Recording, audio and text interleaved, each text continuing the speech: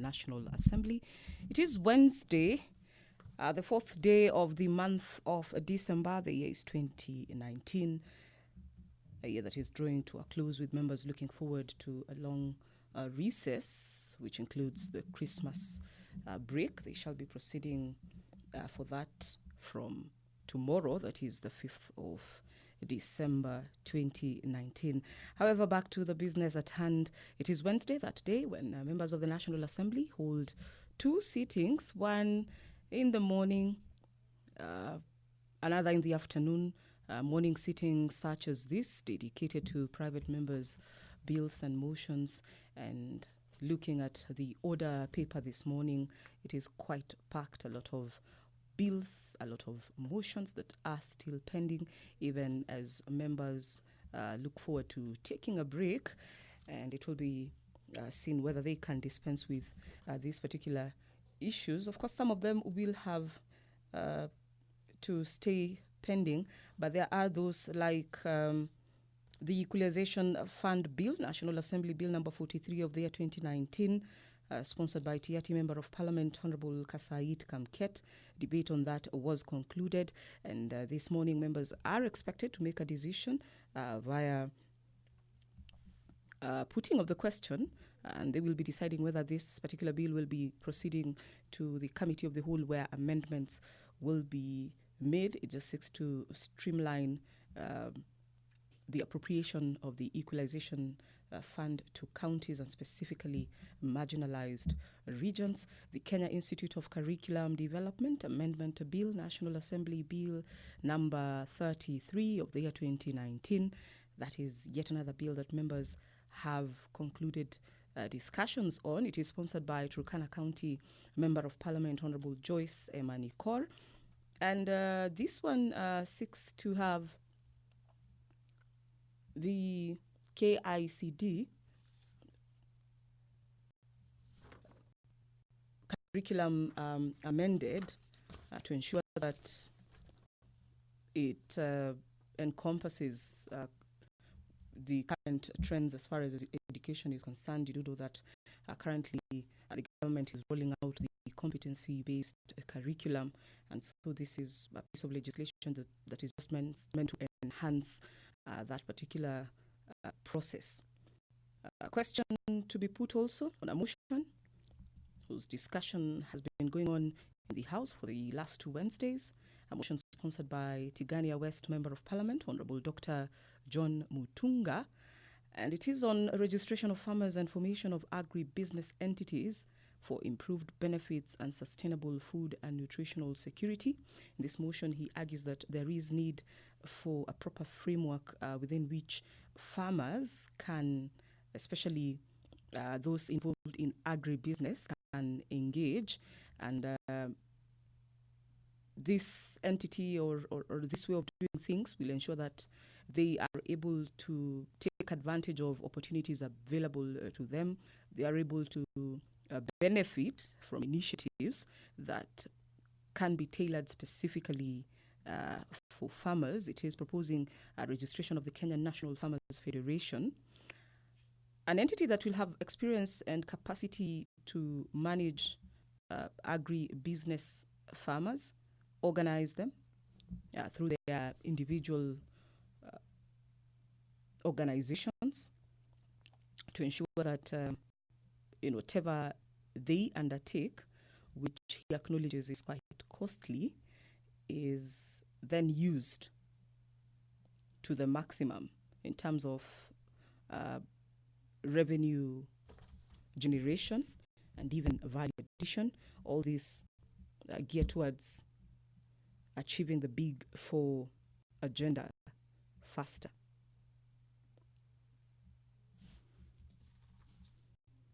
Also expected this morning, questions from members. About 4 are listed. One from the Honorable Rendikiri Mugambi, Member of Parliament, Buri constituency. His questions are directed to the Cabinet Secretary, Transport, Infrastructure, Housing and Urban Development. He's seeking answers as to why the 28-kilometer Isiolo-Ruiri Road that connects Isiolo Airport and Meru Town is yet to be rehabilitated, noting its deplorable state. He also wants to know what steps the ministry is taking to ensure that recarpeting is done so that motorists and other road users can access Isiolo Airport. The Member of Parliament Mathioya, Honorable Peter Kihara, has questions to the Cabinet Secretary, Labour and Social Protection, and this regards the Older Persons Cash Transfer Program. And he says over 470 residents in Cairo location Mathioya constituency are yet to receive this stipend since commencement of the program. And he wants to know measures being put in place to ensure that residents get what is due to them. A live broadcast brought to you by the Parliamentary Broadcasting Unit in conjunction with the Kenya Broadcasting Corporation. My name is Vereso Mwanga. On behalf of the entire crew, I welcome you to follow this session that will be presided over by the Deputy Speaker of the National Assembly, Honorable Moses Cheboy. Good morning. Tuombe. Ewe Mwenyezi Mungu, ambaye kwa hekima na wema wako umeteua nyadhifa za viongozi na mabunge kwa ustawi wa jamii na utawala wa haki wa wanadamu. Twakusihi tutazame kwa neema nyingi sisi watumishi wako ambao umeridhika kutuita ili tutekeleze shughuli muhimu za jamhuri hii yetu. Twakuomba ututeremshie baraka zako sisi tuliokutanika hapa na utujalie tuyatende na kufikiria mambo yote yatakayofikishwa mbele yetu kwa njia ya haki na uaminifu, ili utukufu na sifa zako ziendelezwe na ili kustawisha amani, fanisi na heri ya nchi hii yetu na wale ambao haja zao umezikabidhi mikononi mwetu. Amen.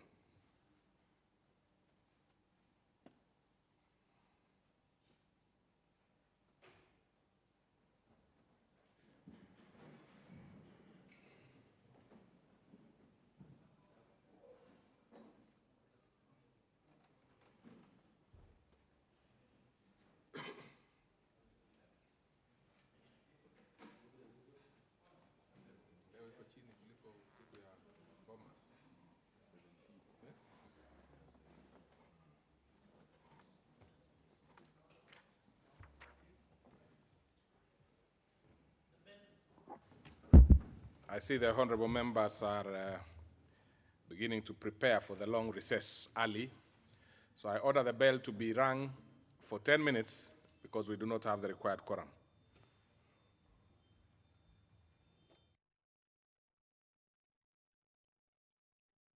In the National Assembly this morning, if you're joining us, you are in time for live proceedings from the National Assembly Wednesday morning. That's sitting reserved for private members' bills and motions. Currently, there are less than 50 members in the House. That is the number required as per the standing orders in order for business to be transacted in the National Assembly. The Deputy Speaker, Honorable Moses Cheboy, has just ordered that bell to continue ringing for 15 minutes, and this is to rally members to come in. Members of the House leadership, the Honorable Chris Wamalwa there, just walking out. He's the Minority Chief Whip, and he will be doing his bit, just checking out who is within reach or who is on their way so that they come in and participate in what is their mandate, and that is legislation. Earlier, we were going through the order paper this morning, quite detailed, and we were at the point of questions, just a preview of what kind of questions members shall be asking this morning. You do remember that question time is a segment that members themselves reintroduced in the National Assembly late last year to enable them prosecute matters that are crucial, issues arising from the grassroots, the very constituencies that they represent in the National Assembly. And because of that, quite a number of matters have been tackled in the National Assembly. This is done through various ministries, questions or petitions forwarded via House committees. And this morning, 4 members are listed to just do that, ask questions to relevant committees.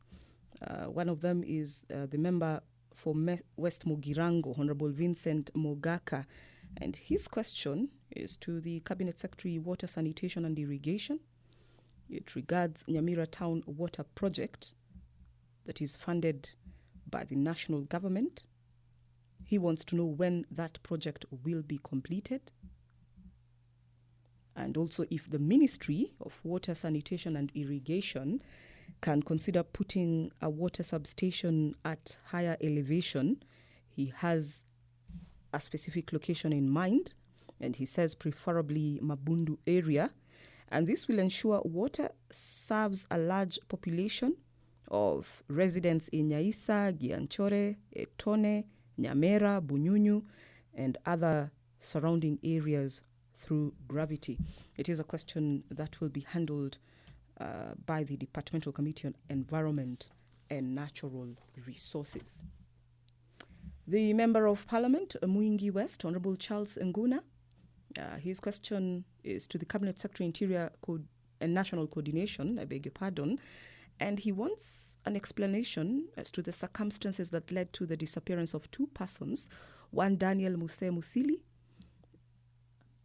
and another one, Joel Idoka Katia.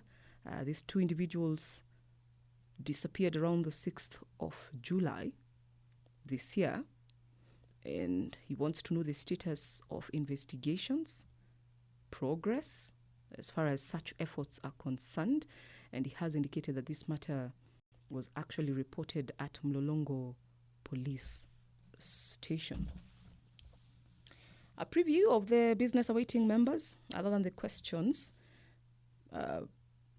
putting the question to two bills whose discussion has been concluded. The Equalization Fund Bill, National Assembly Bill number 43 of the year 2019, sponsored by Honorable Kasait Kamket, Member of Parliament, Tiati constituency. There is the Kenya Institute of Curriculum Development Amendment Bill, National Assembly Bill number 33 of the year 2019, sponsored by Turkana County Member of Parliament, Honorable Joyce Emanikor. And then there is that motion by the Honorable Dr. John Mutunga, Tigania West Member of Parliament. This one speaks to registration of farmers and formation of agribusiness entities for improved benefits and sustainable food and nutritional security, one that seeks to ensure that activities of farmers are in line and contribute to achievement of the Big Four agenda, which includes creating more and better jobs in the agricultural value chains. 3 bills will be introduced in the National Assembly this morning, private members' bills. The Law of Succession Amendment Bill, National Assembly Bill number 75 of the year 2019, sponsored by the Honorable Peter Kaluma, Member of Parliament, Homa Bay Town. There is the Constitution of Kenya Amendment number 6, National Assembly Bill number 76 of the year 2019, sponsored by Mugirango West Member of Parliament, Honorable Vincent Mogaka, and the Public Finance Management Amendment number 4 Bill, National Assembly Bill number 78 of the year 2019, sponsored by Lego Usonga Member of Parliament, Honorable Samuel Atandi. So we shall just gloss over each one of them. The Law of Succession Amendment Bill. This one seeks to amend the Law of Succession Act to give legitimate dependents of a deceased person a claim and a right in the deceased interstate estate. It is a bill, if enacted, will avoid situations where opportunistic schemers successfully claim a stake in a deceased person's estate and hence locking out those deemed to be legitimate inheritors of the deceased. And succession issues, matters, inheritance are quite common in the country, and often we hear about cases where a person passes on and then inheritance of their property then becomes an issue. So this bill seeks to provide clarity on who a dependent of a deceased person is, and it gives stronger protection to the spouse, children, and extended family of a deceased person in succession matters. And it is hoped that if enacted, then that process of succession will be much, much easier and therefore less painful for parties involved.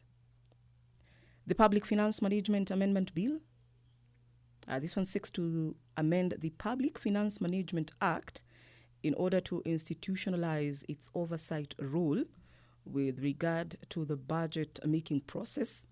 It will ensure that debt management strategy paper, otherwise known as DMS, is submitted to the National Assembly together with the budget policy statement.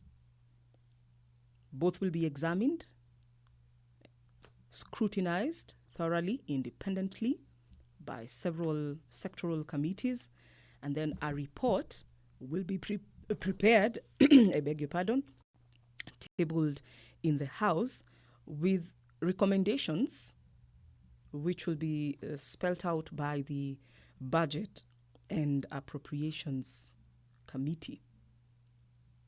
This bill seeks to specify the exact role of the Cabinet Secretary, Treasury in accounting to the National Assembly on the function of the Office of the Debt Management Office and acknowledging the strategic role that the office plays in debt management. It is a piece of legislation also that will entrench the oversight role of Parliament in law by ensuring the National Assembly looks into the debt management strategy paper so as to decide what will be approved or what will just sail through without amendments. The third bill expected to come up for the first reading this morning, the Constitution of Kenya bill that seeks to amend the Constitution to delete reference to the term Cabinet Secretary.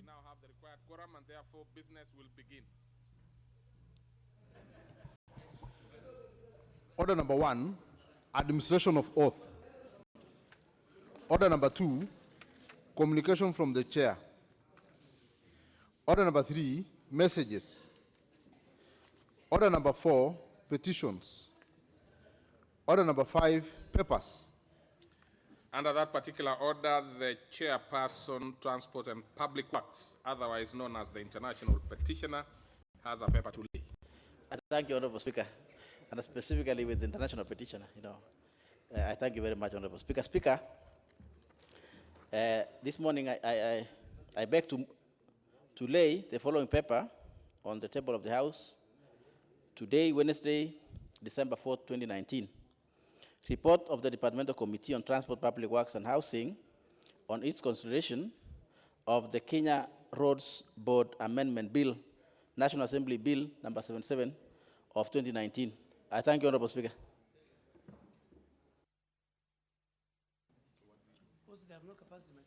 Okay, that is done, so we go to the next order. Order number 6, notices of motion. Order number 7, questions and statements. Under this particular order, we have the normal questions. And to start us off is, by saying normal questions, the ordinary questions rather. Started off is the member for Buri, who has written to me and asked that Honorable Kubai Iringo ask this question on his behalf. So, Honorable Iringo. Thank you, Mr. Speaker, for giving me this opportunity. And let me take this opportunity to ask this question on behalf of my brother, Honorable Rendekiri Mogambi, who is out of town on official duties. Mr. Speaker, the question is question number 515 of 2019, directed to the Cabinet Secretary for Transport, Infrastructure, Housing and Urban Development. 1. Could the Cabinet Secretary explain why the 28-kilometer Isiolo Road that connects Isiolo Airport at the Meru town which is in a deplorable state, is yet to be rehabilitated? 2, what steps is the ministry taking to ensure that the said road is urgently established, rehabilitated to serve motorists in accessing Isiolo Airport? Thank you, Mr. Speaker. Very well. That one will be replied to before the Departmental Committee on Transport, Public Works and Housing. Next is the member for Madhioya, Honorable Kihara. Thank you, Mr. Speaker. I rise to ask question 517 of 2019, directed to the Cabinet Secretary for Labor and Social Protection. Could the Cabinet Secretary explain why over 470 residents under the Older Persons Cash Transfer Program in Cairo location of Madhioya constituency are yet to receive their stipend since the commencement of the program? What measures has the ministry put in place to ensure that the said residents are paid? Thank you, Mr. Speaker. Very well. That one will be replied to before the Departmental Committee on Labor and Social Services. Next is a member for West Mugirango, Honorable Mogaka. Thank you, Honorable Speaker. I wish to ask you question number 518 of 2019, directed to the Cabinet Secretary in charge of Water, Sanitation and Irrigation. Roman 1, when is the Nyamira Town Water Project, which is funded by the national government, expected to be completed? Roman 2, could the ministry consider putting a water substation at a higher elevation in Rivari Priat Mabundu area to ensure that water serves a larger population of Nyaisa, Gianchore, Etono, Nyameru, Ponyunyu, and other surrounding areas through gravity? I thank you, Honorable Speaker. Very well. That one will be replied to before the Departmental Committee on Environment and Natural Resources. The last question is by the member for Mwingi West, Honorable CNN, Charles Nguna Ngusia. Yes, thank you, Mr. Speaker, for the opportunity. I would like to ask question 519 of 2019. Could the Cabinet Secretary explain the circumstances that led to the disappearance of 2 persons, one Daniel Muse Musil of ID number 326-20330, who was reported to be an employee of M/S Stepma apartment situated near Daystar University at the River, and one Joel Ithoka Katia, which occurred around 6th July 2019. What is the status of the investigations into the disappearance of the 2 persons and progress of the search, as the matter was responded at Mulologo Public Station File Occurrence Book number 28/16/707/2019? Thank you, Mr. Speaker. Very well. That one will be replied to before the Committee on Administration and National Security. That marks the end of question time. Next order, please. Order number 8, procedural motion. Exemption of business from the provisions of Standing Order 40, subparagraph 3. Is that by the Leader of Majority Party?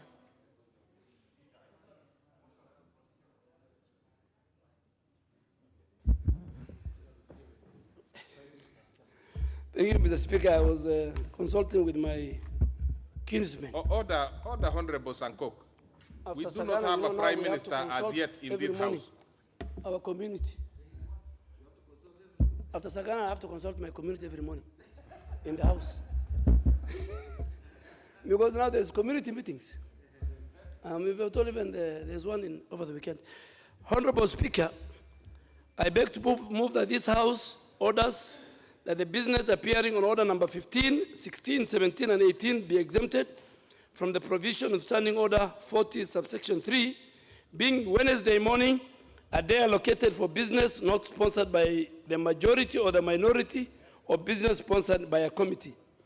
Speaker, this is because we have some key important national agenda in order number 15. If you look at number 15, it is the approval of the control of budget.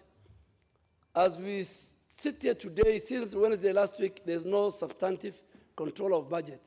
So even resources to Parliament cannot be approved until we deal with the order number 15 and maybe gazetted and so on in today.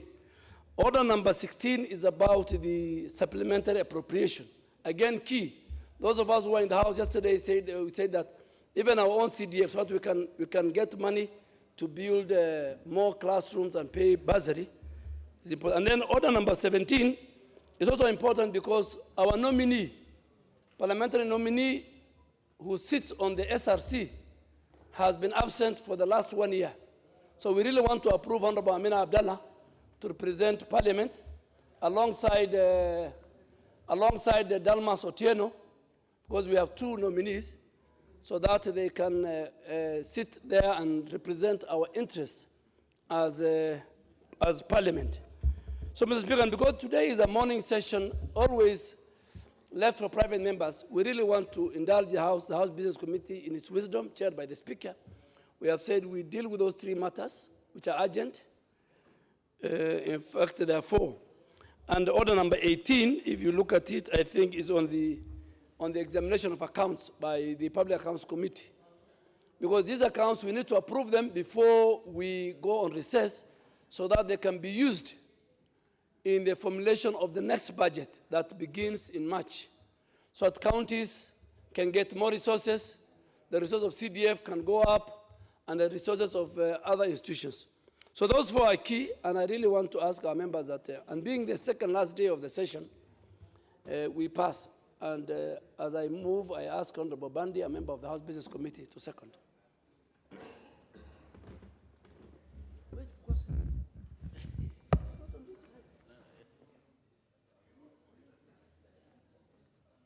Honorable Mbadi, you have the mic. Thank you.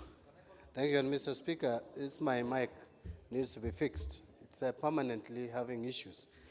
Well, Mr. Speaker, as I rise to second, I just want to say the following. Number 1, order number 15, we need to approve the appointment of Controller of Budget ASAP, because right now, counties cannot even spend money. In fact, at least Parliament is a little bit better, but counties cannot spend, salaries have not been paid.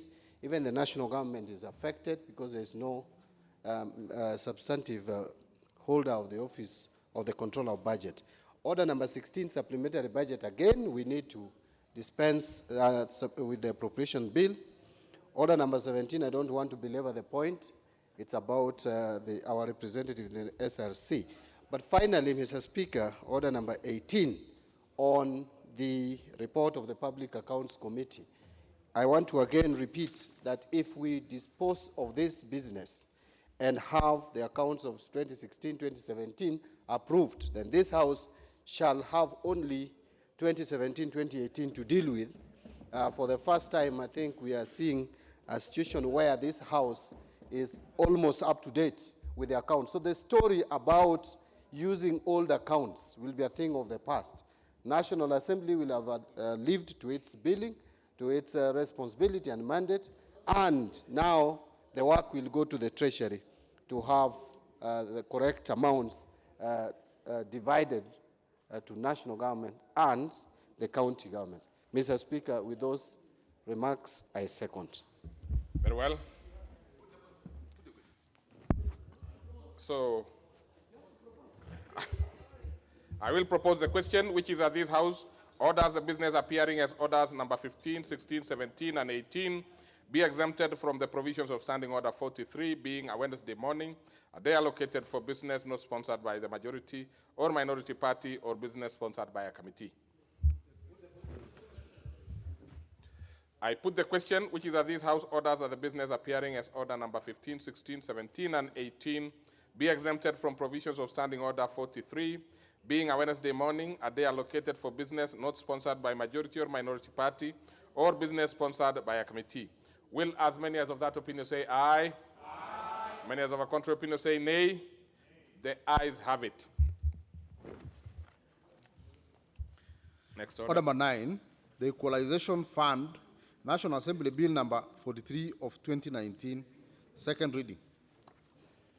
Now, this one had been exhausted, and what remained was a question to be put, and I can confirm that we have the required numbers. And I therefore put the question, which is that the Equalization Fund Bill, National Assembly Bill number 43 of 2019, be now read a second time. Will as many as of that opinion say aye? Aye. Many as of a contrary opinion say nay? The ayes have it. A bill for an act of Parliament to operationalize Article 204 of the Constitution to establish structures of directly administering the Equalization Fund and for connected purposes. Order number 10, the Kenya Institute of Curriculum Development Amendment Bill, National Assembly Bill number 33 of 2019, second reading. On this particular and also, what remained was a question to be put, and I confirmed the numbers. So I therefore put the question, which is that the Kenya Institute of Curriculum Development Amendment Bill, National Assembly Bill number 33 of 2019, be now read a second time. Will as many as of that opinion say aye? Aye. Many as of a contrary opinion say nay? The ayes have it. A bill for an act of parliament to amend the Kenya Institute of Curriculum Development Act and for connected purposes. Order number 11, motion, registration of farmers and formation of agribusiness entities for improved benefits and sustainable food and nutritional security. Question.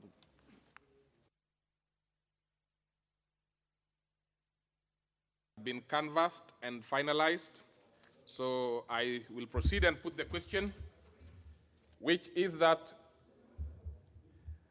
aware that the farmers in Kenya are least organized into association following the collapse of the agricultural cooperatives, further aware that the Crops Act 2013 provide for registration of farmers so as to establish who they are organizations have, I beg your pardon, honorable members, I'll start afresh, that aware that the farmers in Kenya are least organized into associations following the collapse of the agricultural cooperatives, further aware that the Crops Act 2013 provides for registration of farmers so as to establish who they are organizations have ended up delivering short-lived and unsustainable initiative-based groups which fizzle out as soon after their formation, further noting that the best way to organize farmers is through their organizations, appreciating that the best suited organization to undertake farmers registration is the Kenya National Farmers Federation, which has both experience and capacity, further noting that through organized farmers, farming will be more beneficial in terms of volumes, lowered cost of production, and improving organized raw material supply to industry, realizing that organizing farmers into agribusiness entities is a costly undertaking which calls for government support, and acknowledging that through organized production systems, the country will achieve the Big Four agenda faster and create more and better jobs in the agricultural value chain. This House urges the government to facilitate and support the Kenya National Farmers Federation to mobilize and organize the registration of farmers into preferred entities and manage national farmers database for use in engagement and sustainable management of various agricultural products value chain. Will as many as of that opinion say aye? Aye. Many as of a contrary opinion say nay? The ayes have it. Order number 12, the Law of Succession Amendment Bill, National Assembly Bill number 75 of 2019, first reading. A bill for an act of parliament to amend the Law of Succession Act. Order number 13, the Constitution of Kenya Amendment number 6 Bill, National Assembly Bill number 76 of 2019, first reading. A bill for an act of parliament to amend the Constitution. Order number 14, the Public Finance Management Amendment number 4 Bill, National Assembly Bill number 78 of 2019, first reading. A bill for an act of parliament to amend the Public Finance Management Act and for connected purposes. Order number 15, motion, approval of a nominee for appointment as the controller of budget. Leader of majority. This particular one of, who is moving, is the chairperson, finance and national planning? Yes, Leader of majority. Speaker, Honorable Limo is on his way, but I really want you to reorganize so that we go to, with your permission, we go to Committee of the Whole House, we deal with the appropriation, and then we come back to the controller. Okay, I would think for purposes of good planning, if we go to Committee of the Whole House, there will be some disruption. I would rather we go to 17. It's the same chair. The same chair? Yeah. No, we can't go to 18. No, we can't go to 18. Then 18 therefore is a we'll serious report. That's okay. It's understood, and whatever you have requested is approved. And therefore, yes? What is it, Honorable Ishungwa? We will proceed to the committee of the whole House. Yes? It was been delegated by Honorable Limo to move on his behalf. That's interesting. Kitui- and Kitui we should be Huru. a bit more organized in future so that we are aware Yes. in good time. Otherwise, we'll keep, organizing and reorganizing. Maybe the Honorable order paper. Limo is on his way to Naivasha. Who is that? There's a serious meeting. Yeah, very serious meeting this weekend. So he's preparing the venue. Who is, Yes. who is the member who is tasked? Is that the Honorable Mboni? Okay, Honorable Mboni, let's hear from you. We will go to order number 15. Yes. Thank you very much, Mr. Speaker. I was just told by Limo to stand for him.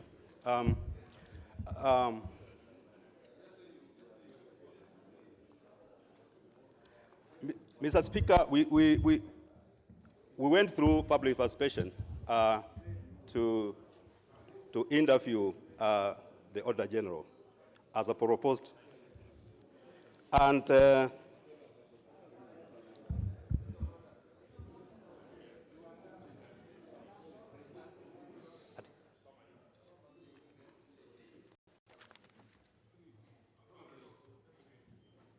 Honorable Mboni. yes. You know that we are, of course, dealing with the first one, which is the approval of the nominee for appointment as controller of budget. Is that the one you are ready on, or the other one of the Honorable, of the SRC? No, for the controller of budget. Controller of budget? Yes. Okay, proceed. You proceed now, please. Speaker, the report on the control of budget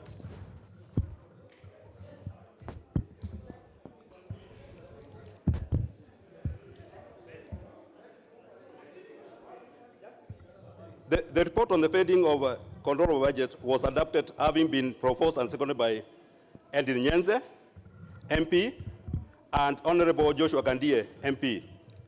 The committee agreed on the following observations and recommendations.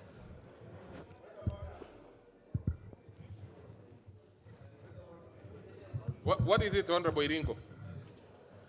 Mr. Speaker, I thought the honourable member should be moving the motion, so he should move the motion and then start explaining to us. So we don't know what he is trying to tell us. Let him move the motion. It is on the paper.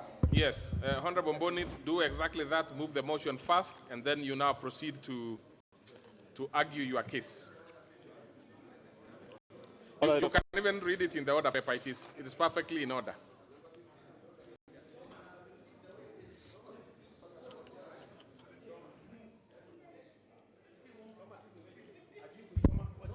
No, najua kusoma. Okay. Approval of nominee for the appointment of the Controller General. I beg to move the motion. But taking into consideration the findings of the Departmental Committee on Finance and National Planning in its report on the vetting of the nominee for approval as Controller of Budget, laid on the table of the House on Tuesday, December 3rd, 2009, and pursuant to the provision of Article 2281 of the Constitution, Section 410 of the Controller of Budget Act 2016, and Section 8 of the Public Appointment Parliamentary Approval Act 2011, this House approves the appointment of Dr. Mangred Nyangati Nyakango as the Controller of Budget.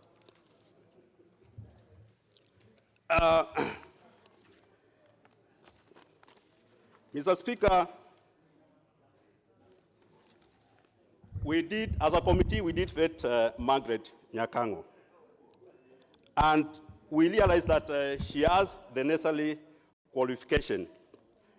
having worked at the Kenya National Bureau of Statistics as finance and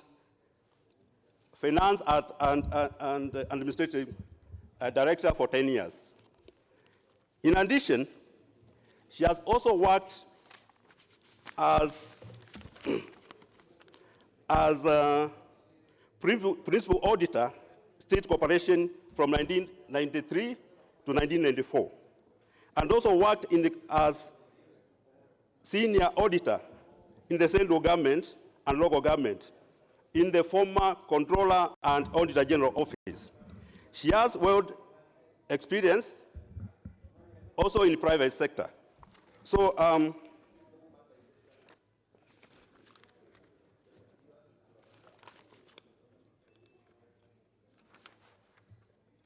and we realized that apart from that, she answered our question very well.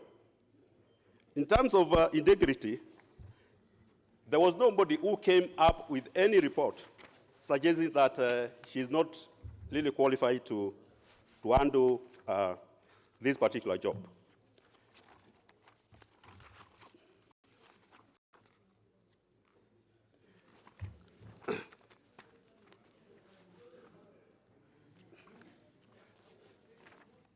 So, with those few remarks, I move and I ask Majority Leader to second. Thank you very much.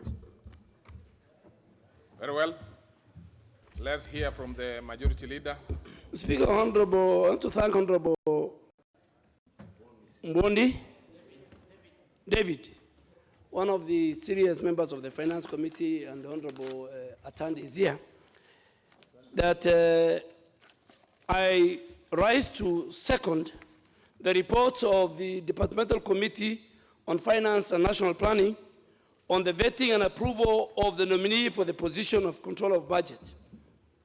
Mr. Speaker, looking at Article 228 of the Constitution, which ideally creates the Office of the Controller of Budget, I must state that this nominee becomes the second nominee under the new Constitution to hold this very, very important office. A constitutional office, an office that only reports to Parliament, an office that must not take instructions from any other person or institution. And Mr. Speaker, the Controller of Budget oversees. In fact, the National Assembly is the one that takes care on the budget-making process. And once we are through with the budget-making process, the person who oversees the implementation of the budget is none other than the Controller of Budget. He or she oversees the implementation of the budget of both the national and county governments by doing what? By authorizing withdrawals from the public funds. So the Controller of Budget, Mr. Speaker, in a layman's language, is the person who holds the key to the door where resources are kept. For example, if you want to spend resources under the Equalization Fund, you must have the key. The person who has the key to that is the Controller of Budget. If you want to spend money from the consolidated fund, the person who has the key to that consolidated fund is the Controller of Budget. Nobody else has the key. Nobody else can authorize resources to be spent from those funds. If you want to give money to county governments, the only person who has the key to the county fund is the Controller of Budget. And Mr. Speaker, let us be very, very critical as a House. Under the Public Appointment and Parliamentary Approval Act, the checklist on how to vet a nominee is well documented in law. Has the nominee been cleared by EACC? Dr. Margaret has been cleared by EACC. She has no case pending, no investigation. Does she have the certificate of good conduct from the DCI that she has no pending criminal case? Dr. Margaret has complied with that provision. Is she tax compliance when she was sitting on the chair? She is tax compliance. Mr. Speaker, it's good to remind the House. We had a member who, when being vetted, a commissioner, when being vetted, she was not tax compliance. And some people went out there and decided to sanitize. What happens? And I really want members to read judgments of the courts. On the Land Commission, the judge of the Court of Employment said Parliament or the Committee of Parliament was trying to sanitize the tax compliance issue of a nominee. So Dr. Margaret is tax compliant. Dr. Margaret, as a nominee for control of budget, has paid her loan to the HELP. Then once you deal with those 4 critical institutions, you go to, is the nominee experience, and as the nominee has education qualifications. I think the committee, beyond reasonable doubt, has said that she has. So when we come to the House, either to support or to reject, we must work and act within that parameters. You know, I heard on the corridors of Parliament that, we were promised. There's nothing promising. Order, leader. What is it, Honorable Atandi? Oh, okay. Speaker, I heard some people saying there was a meeting somewhere. We were promised this seat. Nobody promises jobs people in Kenya. You go to a competitive interview, you qualify, you win. The president, in the best of his knowledge, sends a name here. But you can't say, we were under a tree, we were promised this seat. Who promised you? So I think when we are debating this nominee, let us debate based on the Public Appointment and Parliamentary Approval Act. Mr. Speaker, the Office of the Controller, as I said, for you to open the door to Equalization Fund, for you to open the door to the Consolidated Fund, for you to open the door to the county revenue funds, the person who has the key is none other than the control of budget. So after we pass budget, the other important person in the implementation of the budget is the control of budget. Mr. Speaker, once this nominee has been appointed, then she has the powers to open the door. And this is indeed what is captured in Article 228 of the Constitution, subsection 4. It's good when members read the report and they read the chapter on the controller of budget in the Constitution. Go to Article 228, see subsection 4, what it says. Speaker, indeed this is an area of implementation of budget, and I think as a country, the controller of budget must be very, very serious. The controller of budget cannot allow huge pending bills, both in the national and in the county governments, to exist to the close of 100 billion. Today, businesses have collapsed in our counties, in the national government. You know why people are saying there's no circulation of money? Pay people their debts, then you'll find money circulating. So the controller of budget is under obligation.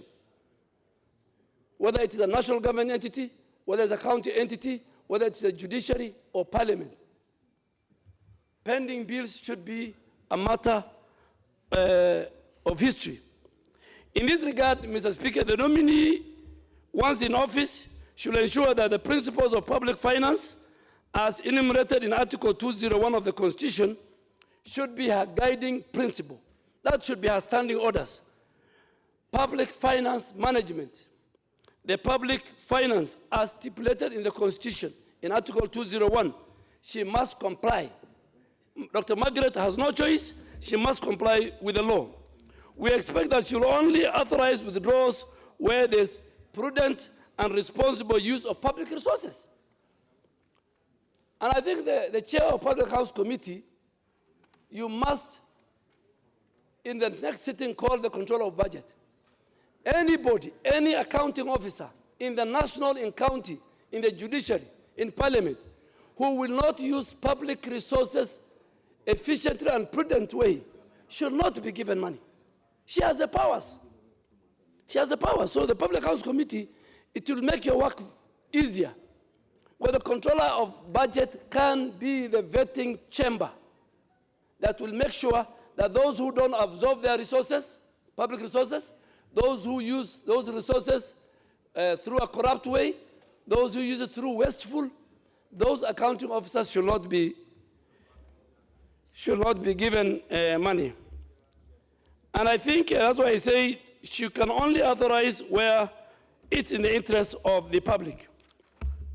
Mr. Speaker, this House also is aware that the national budget is made following extensive public participation and consultation and careful consideration by the Departmental Committee of this House, and that the Budget and Appropriation Committee, the Budget and Appropriation Committee of this House also is the final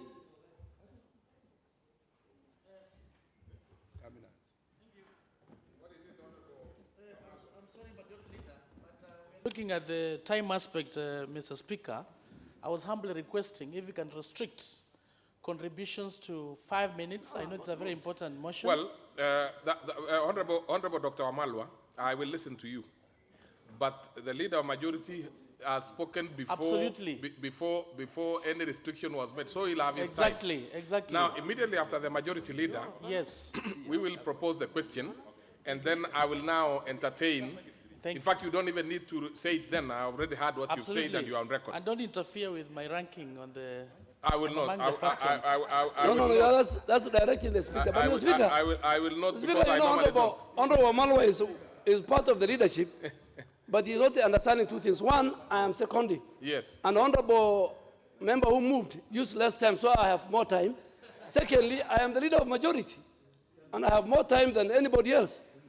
So when we, and of course, the acting prime minister. Yeah, the acting prime minister. So you can't hear. So, but Honorable Speaker, so it's important to know that Article 228 of the Constitution also confers upon the controller of budget and the nominee we have before us this morning the role of making reports to Parliament on the implementation of the national and county governments. And the Speaker gave directive there. Every 3 months, the controller of budget is under obligation to submit reports on county and government, national government implementation of resources matrix. And we really want the Chair of Finance and the Committee of Finance to look at those reports and make a report to the House.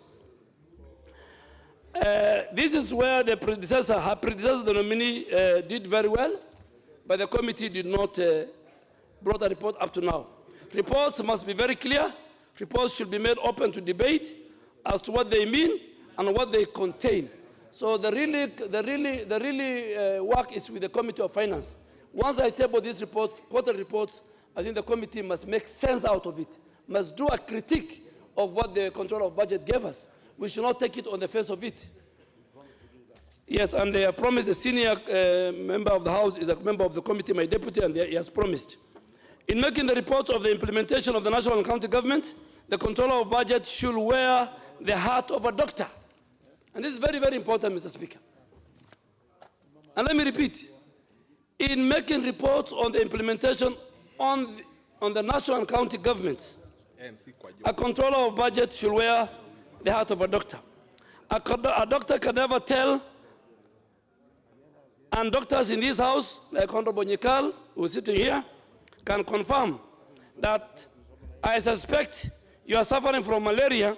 At the same time, I also suspect you have a flu. There are no two ways. Figures are figures. The legacy of the predecessor of the nominee was one which was tainted with the discrepancy in the figures of the county pending bills. Speaker, if you look at the document that is before both houses on pending bills, some counties are saying we have a pending bill of some county, they have a pending bill of 2.1 billion.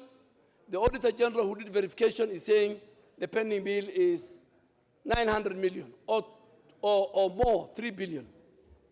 We want the controller of budget to behave like a doctor, like Dr. Nyikal. Dr. Nyikal cannot tell you you are suffering from malaria, and I suspect you are suffering from malaria, but also I suspect you have a flu. No, he will tell you, my friend, your problem is this, after doing a serious examination. So we want the controller of budget to make sure the figures that she presents to Parliament, either on the national government or the county government on Parliament, must be figures that are convincing and are true. And I recall, Mr. Speaker, in 2018, where the controller of budget had indicated that the accumulated pending bills for counties was 108 billion. But the Auditor General conflicted these and said that the genuine pending bills that government can pay is 51 billion. These are two offices, independent, answerable to Parliament, dealing with the figures. The Controller of Budget is saying what is pending is 108 billion. The Auditor General goes and verifies all the projects, both for county and national government, and says it's 51 billion. This is a serious discrepancy. So what about the people who their money, 41 billion or so, or 49, the Auditor General is saying they are non-existent. So who could you believe? Do you believe the Controller of Budget or do you believe the Auditor General? Mr. Speaker, again, the other issue was the Eurobond.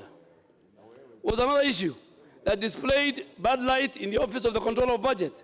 At one point, and this is very important, at one point the Controller of Budget said, the former Controller of Budget said that she said that the Eurobond was in order. In a report she tabled before the House. Speaker, you'll give me another 2 minutes. I'm just about to wind up. And at one point, she told the committee of the House that she had not approved the $2 billion Eurobond transaction, only for her to change her mind. Add 1 minute. So only for her to change her mind later and said she is aware of the approved transactions. We will not accept Dr. Margaret to tell us such stories. At one time, you say, I have not approved the Eurobond. Then to a committee of the House. Then next you come back and say, no, I'm the one who approved. So Speaker, just like a doctor again, because I want to use doctors this morning, there will be no two ways for the nominee. We expect the nominee to be very clear on facts and figures. Conflicting reports should be a thing of the past, moving on. And consequently, her first job when she assumes office this week, if this House approves, is to ensure that there's public confidence in what she tells this House. It's like the Chief Justice. It's like the Speaker of the National Assembly. You must stand by your word. The Speaker, finally, looking at the report of the committee, I have no doubt that she has what it takes to chart a path that will avoid the pitfalls of her predecessor and create a more efficient office of the Controller of Budget. With those many remarks, Mr. Speaker, let us debate the report. Let us read the report. Let us look at what the committee have said. Don't tell us who you met somewhere in a town, in a hall, and who promised you a job, either as individuals or as communities. If you have a problem, go look for that person. Ask him why you did not get the job. I beg to second. So I will propose a question, which is taking into consideration the finding of the Departmental Committee on Finance and National Planning in its report on vetting of the nominee for approval as Controller of Budget, laid on the table of the House on Tuesday, December 3rd, 2019, and pursuant to the provisions of Article 2281 of the Constitution, Section 4010 of the Controller and Budget Act 2016, and Section 8 of the Public Appointment Parliamentary Approval Act 2011, this House approves the appointment of Dr. Margaret Nyangate Nyakango as Controller of Budget. Now, honorable members, before I open it up, I will want now to transact the business by Honorable Chris Wamalwa. What he's asking is that we reduce the speaking time to 5 minutes. And just for and just for purposes of information, as we speak now, there are quite a lot of requests, which means that there is a lot of interest in this particular one. So as you make your decision, have that in mind. Now, did you ask for 5 minutes or 3 minutes, Honorable Doctor? 5 minutes. If there is somebody who has a different opinion, you should be able to place it before us. So let's. How many minutes, Honorable Dr. Amalwa? 5. I hear some members interested in. Thank you. You know. Thank you. You said 5. 5, yes. Now, honorable members, since I see there are very many of you, just a minute. Since I see many members are interested in 3 minutes, we will work on the 5 minutes if it goes through, and once that goes through, you are free to speak for 3 minutes. All right? You understand what I'm saying? Let's work on the 5 minutes, and any member who feels can be able to save some few minutes for the rest will be fine and accepted. So I put the question, which is that members who will be contributing to this one will be speaking for 5 minutes. Will as many as of that opinion say aye? Aye. Many as of a contrary opinion say nay? Nay. The ayes have it.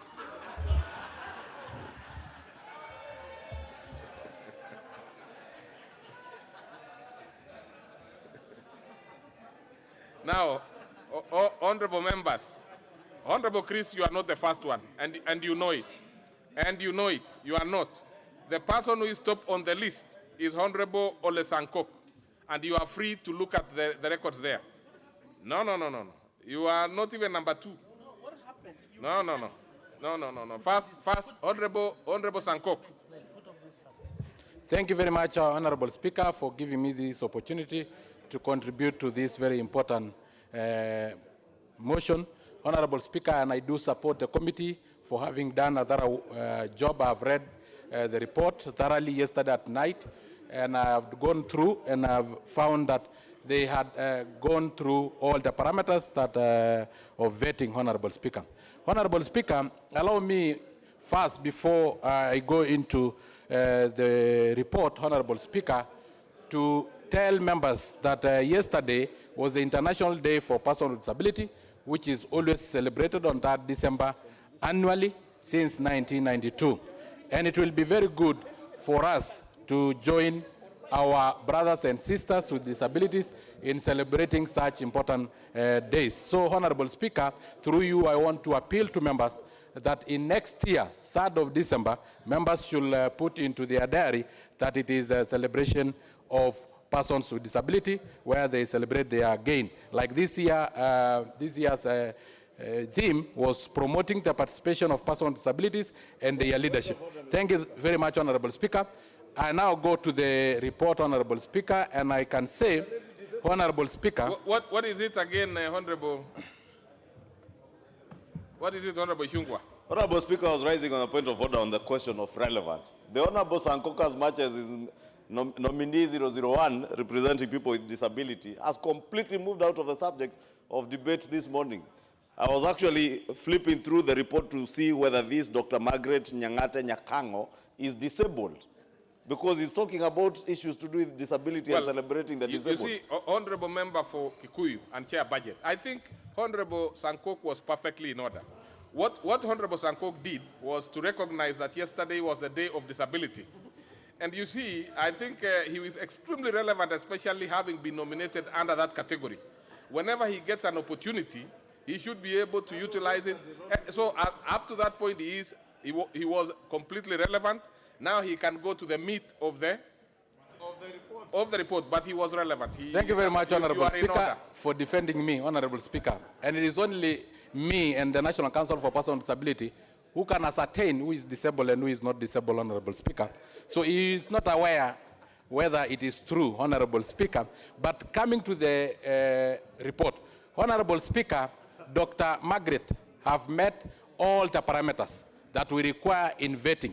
First of all, academic credential, Honorable Speaker, experience, Honorable Speaker, and the issue of being tax compliant.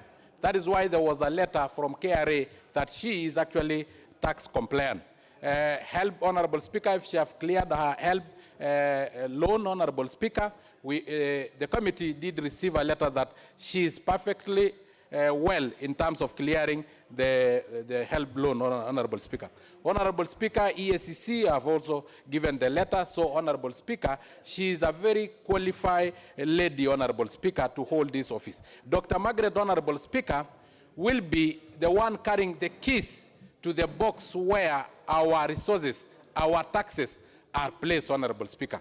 And earlier we do that because we were in a lacuna in whereby the person with the key to our resources, to the box that we store our money, was not available, Honorable Speaker, and our people have suffered in our county government, especially workers, Honorable Speaker, because of non-payment of their salaries, Honorable Speaker. Our people need roads, and the key to finances of these roads will be held by the control of budget, who is none other than Dr. Margaret, if this House approve, Honorable Speaker. Honorable Speaker, so I do support and urge members, Honorable Speaker, to make sure that we approve. Honorable Speaker, there are people, and we have seen in the press, people saying they sat under a tree, they were promised a certain position, Honorable Speaker. In this country, it is qualification that will give you a position, not political rallies, sitting under trees in churches and saying that my community was promised, Honorable Speaker. It is qualification. You cannot say that we are promised a position of a medical doctor, and then you bring a shepherd from the village and say that he should move into Kenyatta, into the theater, and perform surgery, Honorable Speaker.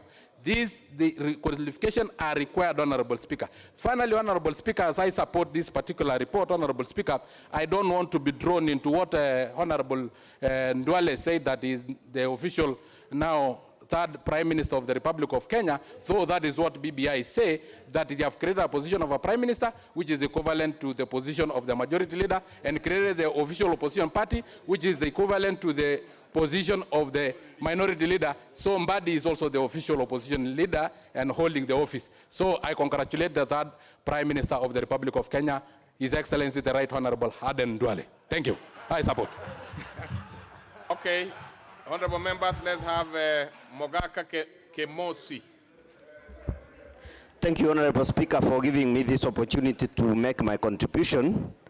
From the onset, Honorable Speaker, I wish to take this opportunity to thank His Excellency the President for nominating Dr. Margaret Nyangate Nyakango as the next Controller of Budget, Honorable Speaker. I also wish to thank the Committee of Finance for approving nomination.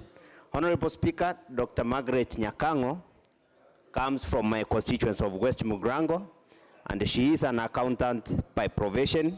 She is a financial manager and has served in several senior positions in the government of Kenya, the last position being a director in Kenya National Bureau of Statistics. Honorable Speaker, Dr. Margaret Nyakango is highly qualified, having obtained a doctorate in business administration from the University of Liverpool, among other qualifications, Honorable Speaker. She was selected as the best from a pool of 15 applicants who applied for this particular job. Honorable Speaker, I'm quite convinced that she's up to the task and can also be able to take to the Office of Controller of Budget to another level. Honorable Speaker, the Office of the Controller of Budget is crucial in public finances. The Office of Controller of Budget is one of the offices that deals with the mechanisms that enhance accountability in the expenditure of public resources. This office, Honorable Speaker, is an independent office that is established under Article 228 of the Constitution of Kenya, and which really oversees the implementation of the budget, Honorable Speaker. The office exercises oversight by authorizing withdrawals from public funds, among other functions, Honorable Speaker. The Office of the Controller of Budget's role includes, Honorable Speaker, oversight by overseeing implementation of budget, both in the county and national government. It also has a control role, authorizing withdrawal of public funds, reporting to Parliament on budget implementation, It also advises Parliament on financial matters pertaining the budget.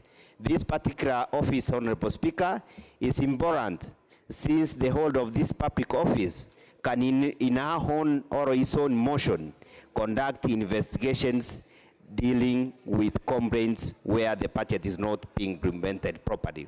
It also involves a public sensitization law in which he or she, the holder of that office, has the role of disseminating information to the public in terms of budget implementation. It has also a role of arbitration or mediation, power to reconcile as well as negotiate where the crisis occurs. Honorable Speaker, this position is important at this particular time because we are seeing that the counties today are experiencing expenditure because the holder of that particular office is not in place as we speak today. I'm quite convinced that upon taking office, Honorable Speaker, she will expedite and she will also be able to take this particular office to another level. I support the appointment, the nomination of Dr. Margaret Nyakango as the new Controller of Budget. Thank you, Honorable Speaker. Thank you, Honorable Speaker. And Honorable Speaker, I'm basically trying to follow the list for now. I know there are a few members who would want to speak with specific interest, but I'll give them an opportunity. We will have time, honorable members. Honorable Speaker, thank you very much. Honorable Speaker, I want to begin by saying that the Office of the Controller of Budget is one of the very important offices in our Constitution, which is charged with approving monies from consolidated fund services. And so, Honorable Speaker, when we went through the vetting of Dr. Nyakango, we were very meticulous. And Honorable Speaker, we went through her profile, and we realized that this is one civil servant who has served this country for many years and has come out with a spotless career. When we looked at her wealth, Honorable Speaker, we realized that Dr. Nyakango has modest wealth. Most civil servants who have served in government for many years, Honorable Speaker, have accumulated so much resources. But for her, she was able to justify her wealth, and we were convinced that this is a civil servant who is not only of high integrity, but also honest and will be able to serve us. Honorable Speaker, Dr. Nyakango is a solid civil servant. And you know the importance of this office requires somebody who is not only solid, but somebody who has served this country and has enormous experience. Most of my colleagues complained that her age was not suitable. But, Honorable Speaker, when we looked at this office, we realized that we needed somebody who will not be able to succumb to the interferences from Treasury. Sure. Honorable Speaker, you know, one of the mistakes that we did, the new Constitution did, was to allow Treasury to continue to be a very powerful organ of executive. And so we needed somebody who will not be intimidated by Treasury, and they will be able to stand their ground when it comes to approving release of monies for towards implementation of the budget. Honorable Speaker, there's something that you would observe about this office. And most people have observed that we need to empower the Office of the Controller of Budget. This is something which is very, very important, and we are going to ask this Parliament as a committee to help us empower the office. The Office of Controller of Budget should not only be in charge with the expenditure side of the budget. We need this office also to be able to audit and to oversight revenues, because you cannot be in charge of release of funds, but you don't know where these funds are coming from. So we need to give the controller of the budget powers over the revenue aspect of our budget. Honorable Speaker, the nominee agreed with us that the question of pending bills in counties and in national government is a crisis, and that we needed an assurance from her that upon taking over this office, she will ensure that the question of pending bills does not arise going forward. She assured us that she's going to be bold and she's going to ensure that the resources that are spent will only be those that are budgeted for, and that also counties will be persuaded to also work on increasing their own revenues. As we talk, Honorable Speaker, counties entirely depend on revenues from the executive, from the national government, and this is not working well for this country. We want the new controller of budget to ensure and to work with counties to ensure that counties can be able to raise their own revenues. They could be able to increase the portions they raise towards implementing their projects so that the counties become self-reliant in the area of revenues. Honorable Speaker, the previous holder of this office had certain challenges. Some of them have been highlighted by the majority leader. But I wanted to say, Honorable Speaker, that the previous holder of the office had a very good, did a very good job. But Honorable Speaker, there's certain areas where she failed. Like, I still believe, from where I sit, that Eurobond resources were stolen. And the majority leader said that when she appeared before Parliament, she said, at some point she said the resources were not stolen. On the other side, she said the resources were stolen. I think they were stolen. So the new controller of budget must ensure that Honorable Dr. Tegla Tum. Honorable Speaker, I stand in support of Dr. Margaret. She has the required qualifications for this post. Honorable Speaker, we know the post of the Controller of Budget is important. They are to submit reports every 3 months to Parliament. She holds a degree in business management and she's a professor in a university. Honorable Speaker, we know 15 counties have their money held because of pending bills.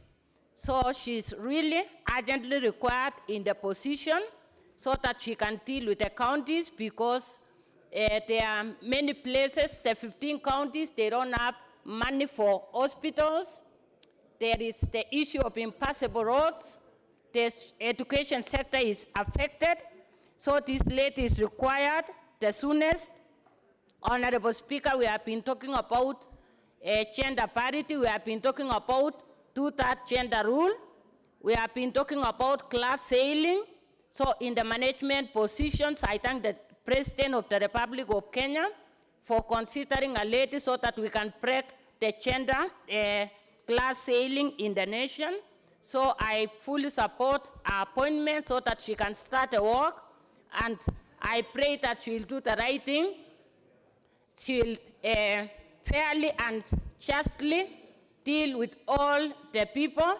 She will serve every Kenyan equally. Honorable Speaker, I support her appointment. Thank you. Honorable Chris Wamalwa. Thank you, Mr. Speaker. Mr. Speaker, I rise to support the nominee. Mr. Speaker, the control of budget is a very important office as articulated under Article 228 of the Constitution. The control of budget, Mr. Speaker, her main responsibility, she's like the storekeeper. She's the one who takes care of the stores. She has the key that opens and closes, Mr. Speaker. And she plays a very critical role as far as prudent financial management is concerned. Mr. Speaker, the big problem we have in this country right now, we are told there's no money. There's no money in the circulation. And this boils down to the pending bills, Mr. Speaker. Mr. Speaker, I've gone through the vetting, and I'm happy to note, when she was asked about the issue of the pending bills, Mr. Speaker, this is something very critical. That if contractors have done their work, Mr. Speaker, it is important that they must be paid timely so that this money can cascade down to improve the welfare or the livelihood of the people. Mr. Speaker, I watched news yesterday night, and about 15 counties have not obligated. The question is, Mr. Speaker, when we pass the division of revenue, the division of revenue bill, Mr. Speaker, where there's that vertical, there's that vertical sharing of the revenue. Mr. Speaker, how comes you have these pending bills and yet counties normally receive this money?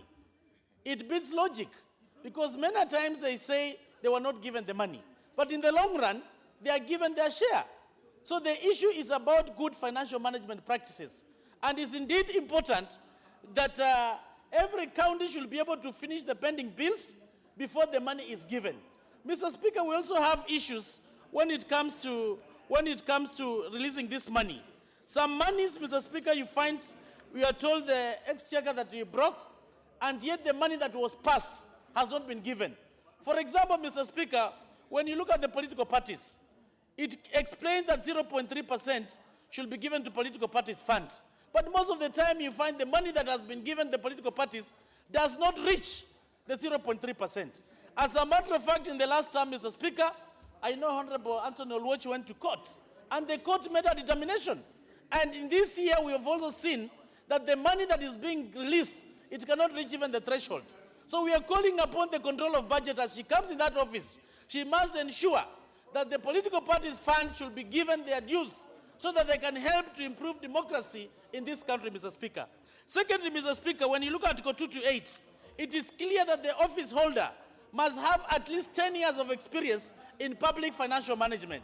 When I look at the CV of Dr. Margaret, Mr. Speaker, you realize that she has more than the 10 years.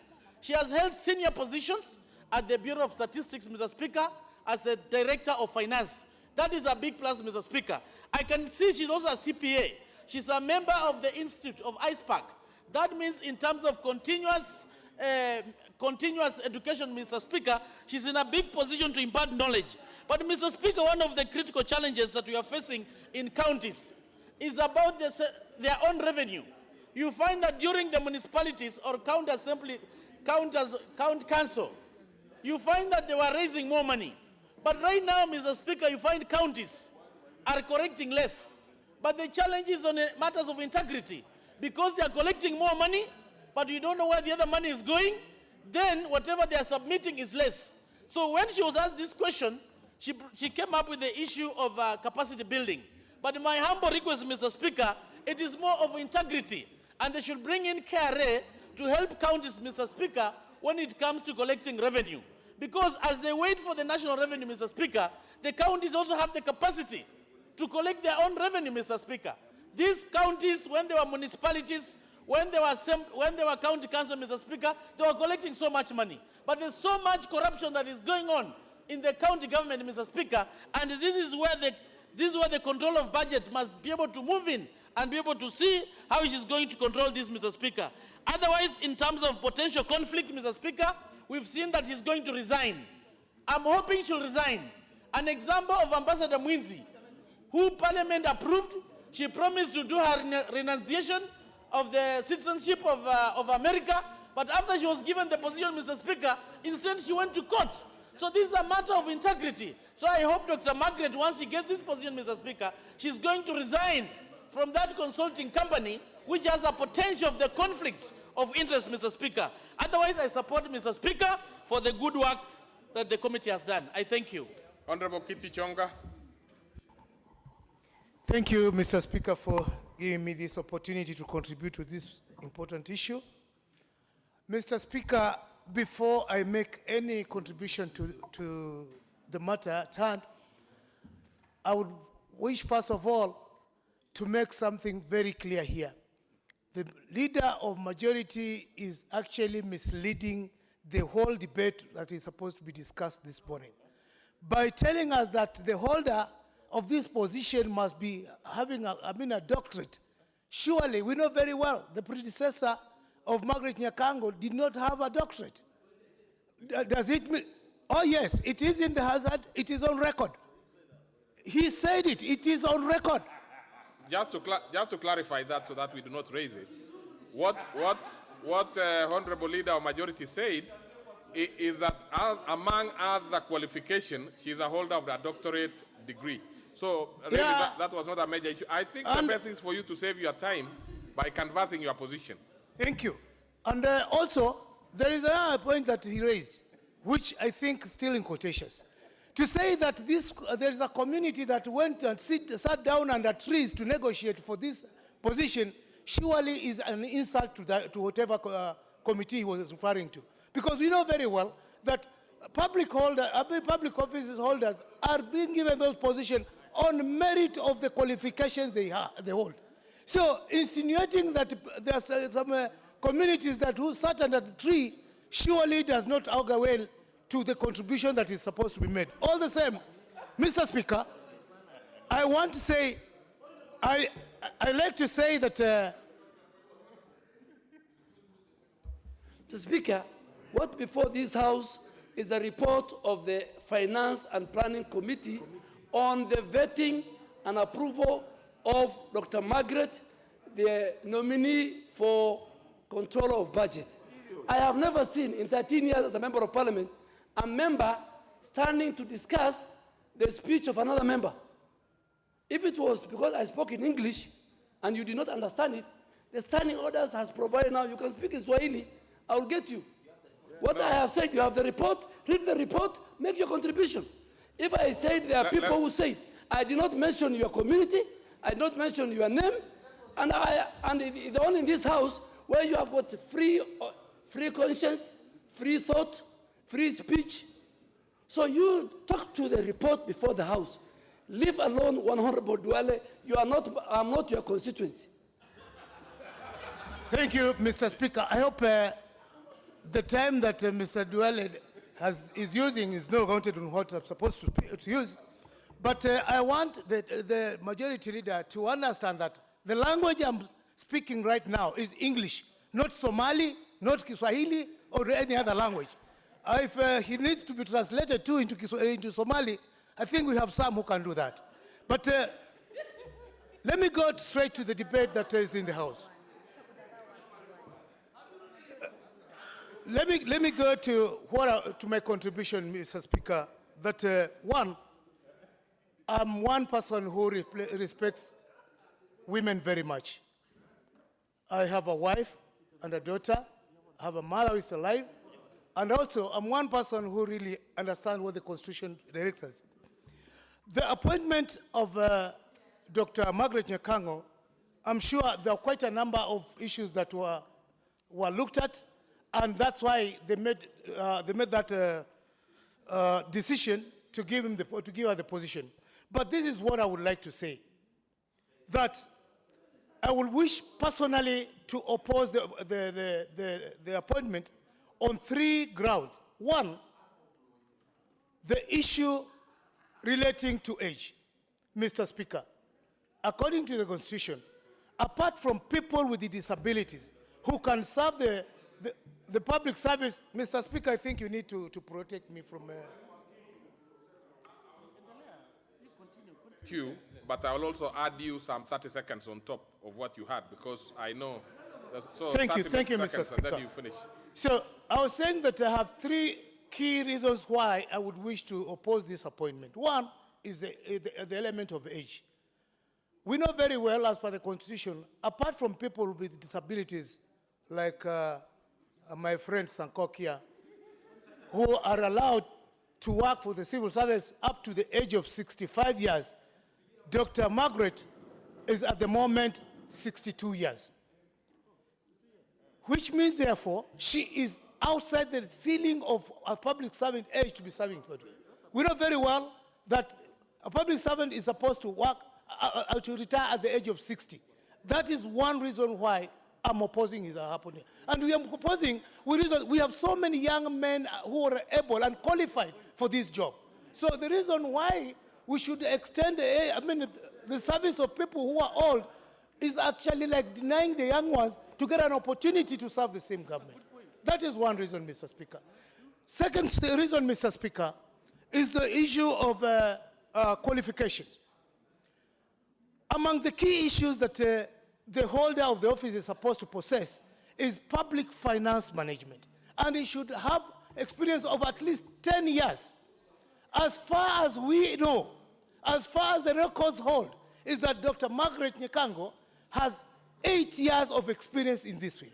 As much as she's a doctor, as much as she's well-learned, but on the public finance management experience, she has 8 years of experience. And that's the one reason why. Your time is over. I actually ended up adding you 1 minute and 15 seconds. So I'm not, you will have to speak to another colleague to give, I can't give you more.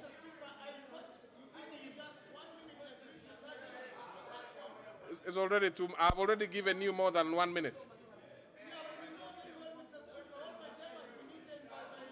Okay, 30 seconds. 30 seconds.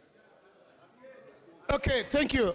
The third element that I wanted to raise, Mr. Speaker, is that when we look at ethnic diversity, even the BBI initiative report that was launched at Bomas the other day, the element of inclusivity was very much discussed about.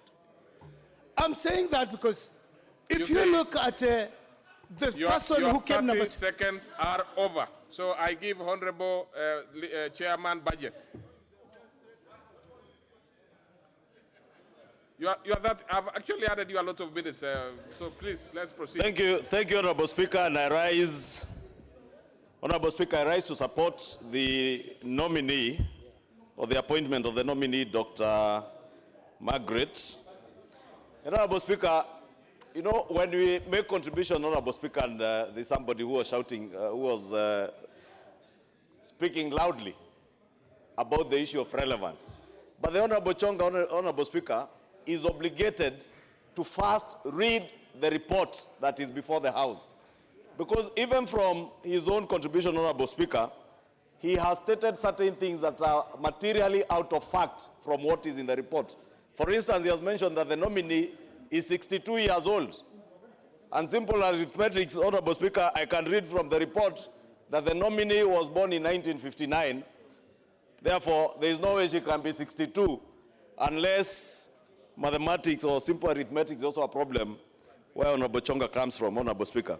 However, Honorable Speaker, there are certain critical issues that I would want to speak to in relation to the provisions of Article 228 of the Constitution, Honorable Speaker, that stipulates that the Controller of Budget will every 4 months submit to each House of Parliament a report on the implementation of the budgets of the national and county governments, Honorable Speaker. I want to challenge the nominee, Honorable Speaker. The previous holder of this office, Agnes, was not very good at this.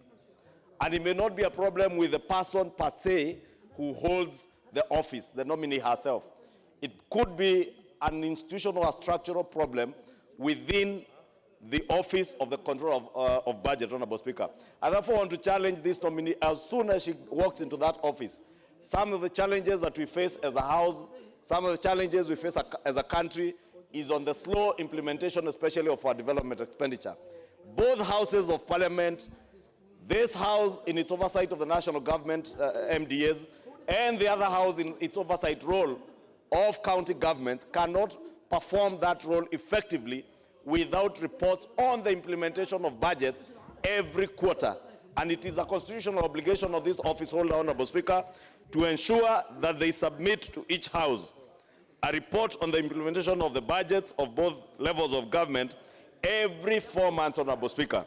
And therefore I want to ask the nominee, as much as she's coming into office rather late in the day, to ensure that at the end of this quarter, and we'll be watching, Honorable Speaker, to see by the time we come back to the House in February, whether she will have filed the reports on the implementation of a budget for both levels of governments to the two houses, Honorable Speaker.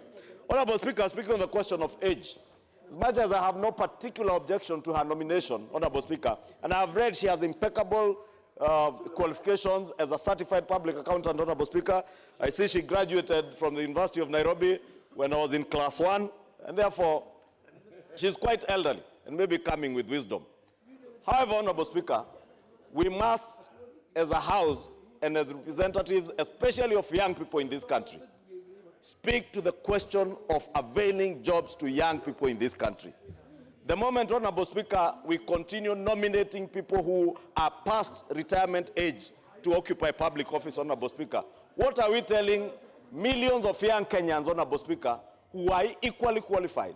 I know 30, 40 years old, Honorable Speaker, who have impeccable qualifications like this, Honorable Speaker, who have energy and will be more productive in these public offices. I therefore want to challenge the appointing authorities or the nominating authorities, Honorable Speaker, that they must bear in mind that there are millions of Kenyans in future who are waiting to be nominated to these public offices. And we must not continue nominating the elderly in this country, Honorable Speaker, to continue serving in public office. It is only young people who will be able to identify other young people back in their backyards to offer them opportunities in those public offices, Honorable Speaker. Let us not make it that young people in this country are only eligible for internship programs in government to earn 15, 20,000 shillings. They also warrant to serve in these high-level government offices. But with that, Honorable Speaker, I want to support and urge the new Controller of Budget to take her work seriously and work independently of the National Treasury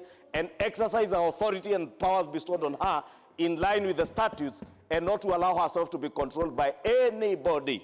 Thank you, Honorable Speaker. We shall now have Honorable Wanganya Aseko, member for Quisero. Honorable Wanganya Aseko. That member has taken leave. Shall we have Honorable Dr. Makali Mulu, member for Kitui Central? Yeah, thank you, Honorable Speaker, for giving me this chance also to add my voice into this important debate. And from the onset, Honorable Speaker, I want to say that I support this appointment of Dr. Margaret. Looking at her CV and the report of the committee, Honorable Speaker, it is very clear that she's qualified for the position. And I think the only thing we can do now is to say things which have not worked well in the past, so that even as she assumes this office, she's aware of the challenges. Honorable Speaker, looking at the Constitution, this is an independent constitutional office, and because it's a constitutional office, Honorable Speaker, the mandate is very clear in the Constitution. She's not supposed to work under the direction of any other office. She's supposed to work independently and make sure that she adheres to the provisions of the Constitution. Honorable Speaker, I want just very briefly talk about the reporting requirements. Honorable Speaker, in the past, we've seen that the reports from this office, Office of the Control of the Budget, have been having some shortcomings. And Honorable Speaker, I want to single out the issue of not reporting on targets, only reporting on the financial side of the report, Honorable Speaker. And Honorable Speaker, any good report, and more so, a budget monitoring report should indicate how much has been used in terms of money and how much has been achieved in terms of outputs, outcomes, and the clearly stated targets. And I think that's an area which this office has not worked well. And I would be recommending, Mr. Speaker, even as she assumes this office, it is important that either she improves her internal M&D, monitoring evaluation, which can help that office get the other side of the report in terms of outputs. If not so, this is an office which has to work very closely with the M&D Directorate so that at the end of the day, our reports are balanced. This House requires to see reports which tell us this kind of amount, the much which has been used in terms of amounts, but at the same time say this is what has been achieved as a result of using the money. The other point, Honorable Speaker, which is important, is the issue of adhering to budget provisions. Every year this House passes the budget. It is important that this office, because they monitor the budget, everybody in this country, national government and the county government, adhere to the approved budgets. We have seen situations, Honorable Speaker, where people are using money outside the budget provisions. And this should not be happening in a situation where we have an effective Office of the Control of the Budget. The other point, Honorable Speaker, is as a House, I think we need to support this office in terms of providing budgets for them. In the past, this office has not been very well resourced in terms of budget. And I think as a House, for them to achieve that independence, we need to provide more resources for this office. So this House needs to support this office. The last point, Mr. Speaker, is the issue of the age. Mr. Speaker, I think this is a point the committee overlooked. And I think it is important we say it openly. Honorable Speaker, this position is a position for 8 years. It's not for 2 years or 3 years. So by this person assuming that office, by the time now she gets out of that office, she will be 68 years, Honorable Speaker. And I think we are saying it would have been better if they got somebody who was mid-50s so that you retire in the early 60s. But in a situation where she's assuming this office at the age of 60, I think we are being unfair to the youth of this country and the people who have qualifications, because I believe there are so many Kenyans who have these qualifications. But for now, because the committee has got to this extent, we will support her. But I think even as she assumes this office, one thing she will lack is energy which comes with being youthful. The last point, Mr. Speaker, is I really admire her level of integrity. If you look at her net worth, she's only 68 million worthy, having worked up to the age of 60. That is commendable. And I think she's going to do a good job in terms of fighting corruption in this country. I support, Honorable Speaker. Next to my right is Honorable Mutunga. Thank you, Honorable Speaker, for the opportunity to contribute to this motion on adoption of the report by the Finance and National Planning Committee on the appointment of Dr. Nyakango as the next controller of budget.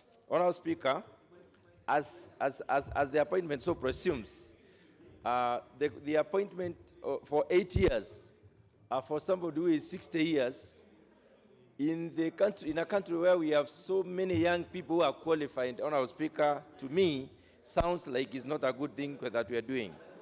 Honorable Speaker, this lady is qualified according to the report. And I do not doubt the committee, which has clearly said that she's qualified.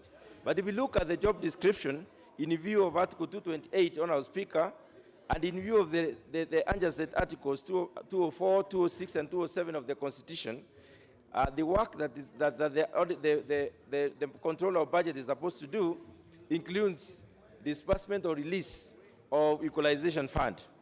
When you look at the situation of the equalization fund at this point in time, this fund has not moved. So this is a challenging area, and we expect this lady to take care of the release of equalization fund by giving the insights that are required in that particular docket and having this fund do the work and monitor the implementation of these projects so that we can have these regions equalized as per the Constitution and as per the requirements. Honorable Speaker, the release of money from consolidated fund is also in one of our dockets, as well as the revenue, especially for the county governments. County governments are generating revenue, and in view of the just passed supplementary budget, we believe the county governments will now be given money to do the work. And part of the money that they use to do the work is what they collect as revenue. And unless this money is released in good time, it is not possible for the county government, therefore, to do their business or to expedite their activities if the revenue is not effectively released. Honorable Speaker, we expect that there will be serious and close scrutiny of the budgets of the county government. As at now, we know there are about 16 counties whose money is suggested not to be released by Treasury, and we believe that Dr. Margaret will therefore be useful in advising on the way forward when it comes to the request by Treasury that these counties are not given their money. Honorable Speaker, we expect this lady to strictly follow the law because money matters in Kenya are very, very risky, and money matters have become a major issue because we are suffering budget deficits and we also are operating under very thin lines. When it comes to releasing money for counties that have not had their money audited or their audits have not been approved, we do not expect this to appear in our reports, which she should be giving every quarter to this House. Honorable Speaker, we expect her also to pick up our work with speed so that work can move on in the counties. Honorable Speaker, after approval of this particular motion, after the approval of by Parliament, we also expect the appointing authorities to move with speed so that this office is occupied. Honorable Speaker, we expect this lady to do her work uninterrupted. We expect a show of dignity and a show of adherence to law, and also a show of integrity when it comes to money matters, because money for the national government and money for the county governments needs to be released in sequential, in a way that is going to be properly implemented. We know that there may be some restrictions through the IFMIS. If the Treasury wants to restrict use of resources, they use IFMIS. We expect that to go through the IFMIS and make sure that the budget as proposed in the supplementary budget is entered completely into the IFMIS so that the country can spend the money as well as the county government. Honourable Speaker, I support. Next, Honourable Angwenyi, you still get a chance. No, we must get to my left. You get a chance, Honourable Angwenyi. I can assure you. I can assure you. But before you, let's have Honourable Adai Opio. Thank you, Mr. Speaker. Mr. Speaker, from the outset, I want to support this motion of Dr. Margaret Nyakango as the next controller of budget. Mr. Speaker, I take note of the fact that apart from being a lady, she is also from the Gusi community, which has been marginalized for a long time. Yes, you know, Mr. Speaker. Yeah, it's true. Yeah, it's true. And therefore, her appointment would be part of affirmative action. Mr. Speaker, you know where I come from. We are neighbors with the... What is out of order, Honourable Anyoni? Ken? Kevin? I think, excuse me, I think, Mr. Speaker, we are very serious here on launching of the BBI. We actually no longer talk about the tribes. Is Mheshimiwa Wandai in order to talk about tribes here? When we are talking about Kenyans, we are talking about Kenyans. Is he in order to mention where the candidate is coming from? Unless he mentioned tribe in the negative. Yeah, but tribe is a phenomenon that is Kenyan. And, okay. Unless it was in the negative. Mr. Speaker, Honourable Pio, you are lucky I didn't listen to what you exactly you said. Mr. Speaker, I will proceed by saying that having looked at the report itself and the credentials of this lady, I am in no doubt whatsoever that she qualifies to occupy this very important position. Mr. Speaker, as we approve her appointment, I just want to caution her that she is coming in to occupy an independent constitutional office, and that she must ensure that she upholds the independence of that office. And why am I saying this? Her predecessor, despite having done very well, I must say, had a problem when it came to the very serious matter of the Eurobond 1. Mr. Speaker, it is on record that the predecessor of Dr. Margaret flip-flopped a little bit when it came to the issue of the Eurobond 1. Mr. Speaker, I say this because it was just about 2 months ago when, as Public Accounts Committee, we invited National Treasury to come before us to discuss the issues of the accounts for 2016-17. Mr. Speaker, despite the fact that the predecessor of this lady had given the Eurobond 1 a clean bill of health, after initially having sent mixed signals, and the PAC having commissioned the Auditor General to undertake a special audit on that very Eurobond 1, as we speak, 2 or so years down the road, this Parliament, at least to my knowledge, has not yet received the report of the Auditor General on this Eurobond 1, the special report on the Eurobond 1. Mr. Speaker, it was perplexing when the PS for National Treasury came before us that he was able to table before us the report of the Auditor General on that special audit. And yet this House has not been able to get that report formally. So I want to emphasize this, that even as we approve her appointment, she must remember that she is only answerable to this House and not any other authority. And that her office is not a department of the National Treasury.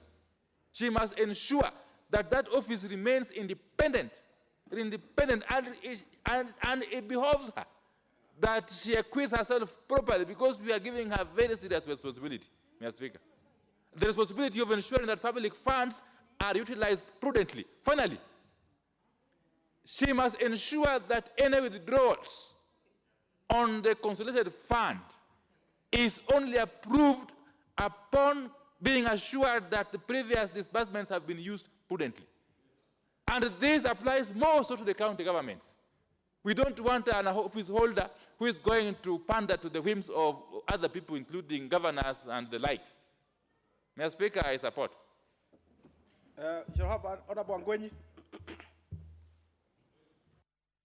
Thank you, Mr. Speaker, for giving me a chance to contribute on this important motion. I stand to support the nominee, Dr. Nyangate, for this position on the following grounds. One, she's qualified in matters accounting and finance. Two, when she appeared before our committee, she demonstrated a character of being an independent person that cannot be manipulated by the Treasury.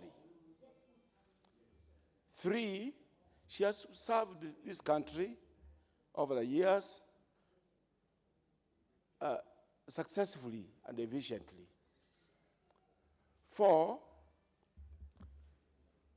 I know that she can actually, from our interview, I know she demonstrated the fact that she will be able to deliver the services that she is being appointed to, especially on pending bills, on indebtedness, on the use of resources, so that the counties and national government don't misuse the resources of this country. The country doesn't go into debt levels that might affect our people and even future generations. That Treasury cannot act outside the law by either using euphemisms or giving regulatory circulars, reducing the funds which have been allocated by this House for various agencies of government, including CDF and the Treasury and the Judiciary. I know, I can confirm to you, my colleagues, that also she's a lady. And we have been talking about ladies being left behind. So this is an opportunity which has been given to ladies, and I hope she will perform well so that Kenyans will be in the future consider ladies for such appointments and for other appointments. Those few remarks I beg to support. Honorable Baya. Thank you, Speaker. I would like to drive around 4 points here. One of them is that any appointments that are made in this country must confine themselves to constitutionalism. And one of the things that are very important in the Constitution is Article 10 and Article 232 of the Constitution, where Article 10 is very clear on the national values of inclusivity and taking care of marginalized community. Article 232H of the Constitution is very clear on that, the fact that the public service should be put in such a way that everybody in this country benefits from it. Mr. Speaker, why I oppose the appointment of Dr. Margaret is the fact that we will sit here and say, yes, she has qualifications. There are very many people in this country who have the same qualifications, even more and better qualifications than Dr. Margaret. But when we go into committee and look at the qualifications only and say she has HELB, she has certificate of good conduct, she has, those are not things that we want to bring this country together. The only way we can bring this country together is to look at the Constitution and say inclusivity should be the driving point to having the country come together, and also to ensure the public service is robust and is respected by everybody, and everybody in this country feels. Dr. Margaret comes from a community that this same parliament vetted the Chief Justice on. This parliament vetted a CS. This parliament vetted the controller of budget. This parliament vetted the chair of the Central Bank of Kenya. What is it? This parliament also vetted the chairperson of IPOA. Order. Yes. There's a point of order from Honorable Agwenyi. Let's hear what is Mr. out Speaker, of order. is the honorable member in order to discuss our community in this house? If so, can you bring a list of all communities in Kenya who hold offices? Yes. Honorable Bar. Yes. Of course, you can't honorable buyer. You can't discuss a community, especially in the negative. No, I'm not discussing. I'm actually applauding them for having been able to get these positions. I am not discussing them in the negative. Honorable buyer, even if you are applauding, there is no community here. It is an individual. So, Speaker, proceed, Speaker, allow me to say that. Yes, please proceed. The Constitution of this republic recognizes ethnicity. It recognizes ethnicity. So you cannot bar somebody discussing that plane. So I want to say that that community provides the chairperson of IPOA. This parliament vetted that person. The chairman of the managing director of Kenya Post Authority was discussed in this parliament. He was vetted and given the job. Today we are here discussing Dr. Margaret from the same community. And yet other communities in this country continue to be marginalized, continue to suffer the same thing that they suffered before the new constitution, the same communities. Mr. Speaker,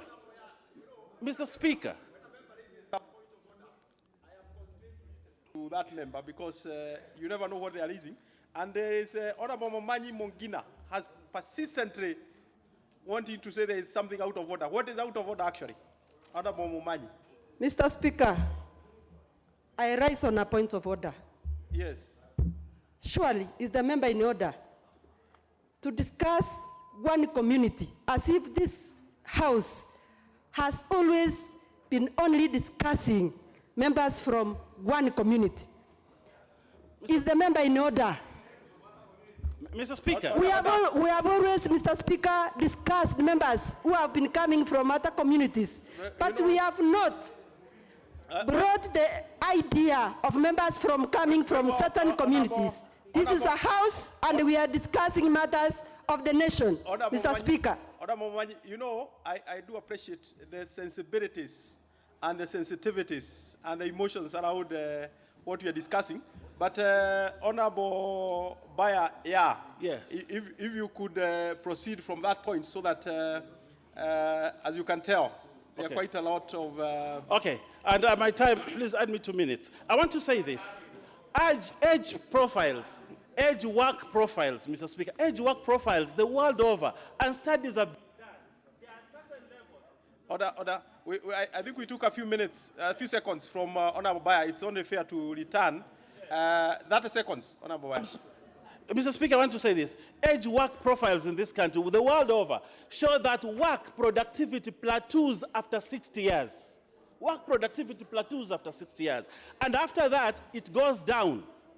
We are appointing somebody at 62, who will, at 60, who will leave office at 68 years. At 68 years. We are very clear that the productivity of this person at 68 years. Your Honorable Bayer, your space is gone. I'm afraid. Let's Honorable Kioni.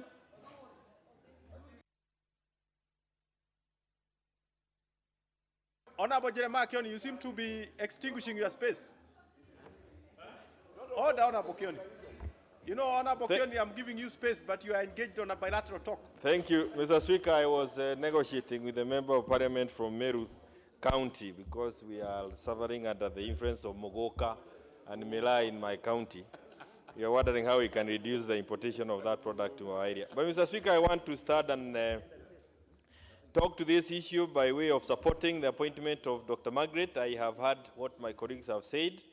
But, Mr. Speaker, I want to just reiterate the provisions of the Constitution. One, that this is a Constitution office, and the reason why it was made a Constitution office is because it is important that the occupiers of such office wake up to the reality that if they don't exercise their independence, they will take us back to where we came from as a country when we did away with our first constitution since independence.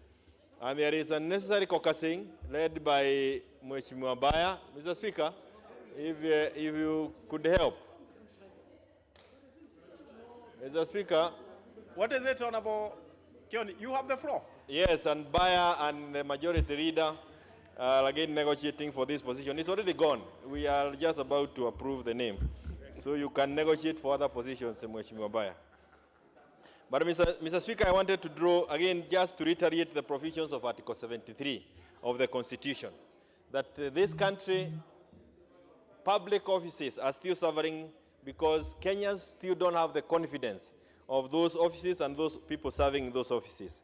And clearly, at Article 73, it is important that the gracious lady familiarizes herself with the need to ensure that the office wins the confidence of Kenyans, because that is the only way that what she produces will also be respected. It's important to bring honor to this nation by the way she discharges the duties that we expect her to do, and ensuring that there is dignity. The Member of Parliament, Mheshimiwa Baya, is concerned about the continued recruitment of people perhaps from one region, according to what he has just tabled. But this can be mitigated if the lady decides to,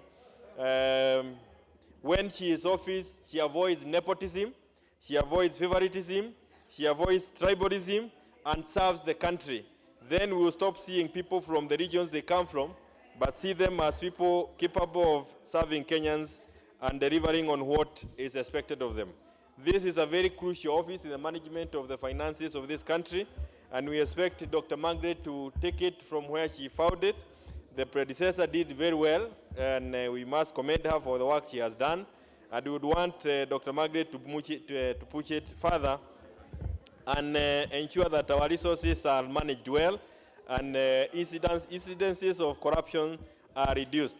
Mr. Speaker, it is important to say, yes, the lady is 60 years old. We want to see younger generation getting jobs, but even the older ones also need to be given opportunity to serve because they have something to give. A blend of the two is crucial. But Mr. Speaker, it was only yesterday that Mr. Baya was engaging me on an issue that relates to degrees. And his position yesterday was this, that you cannot be given a degree yesterday and be given a serious office like that of a governor the following day. You need time to have experience. You need time to be seen that you actually understand what you had gone to do in school. And I believe having Dr. Margaret, who has been in school for a while and for quite some times ago, proves Mr. Baya right that we expect her now to perform because she has already the experience, and it is a good thing that we support her. And she also needs to listen to the comments or the contributions from members because none is done in idleness. Mr. Speaker, as I support this appointment by the President, I think it's also important to mention that she should know that the BBI, one of the things that is being canvassed for in the BBI is political responsibility. You take political responsibility of decisions done under your care. Unlike before where we were looking at criminal responsibility, we are moving to issues of being held accountable for decisions made by yourself, all those, including all those under you. If we are able to raise the bar to that level, then she should be careful to ensure that the kind of contradictory statements we received there before don't come from her office. I support, Mr. Speaker, and thank you. Honorable Guna, just be patient. You know, you get a chance. But obviously, Honorable Sotsi was before you, because my screen can tell me. But before then, what is it, Honorable Ono? What is the intervention for?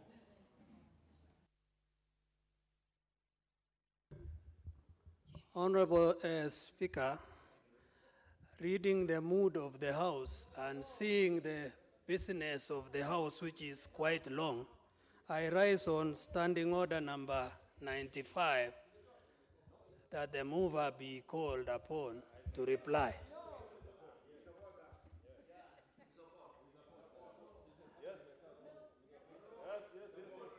Yes.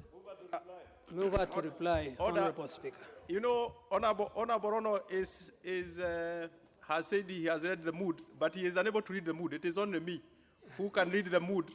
And I read the mood by putting the question so that then it is clear from the members that, honorable members, I put the question that the mover be now called to reply. Will as many as are of that opinion say aye? Aye. Will as many as are of the contrary opinion say nay? Nay. The ayes have it. Mover.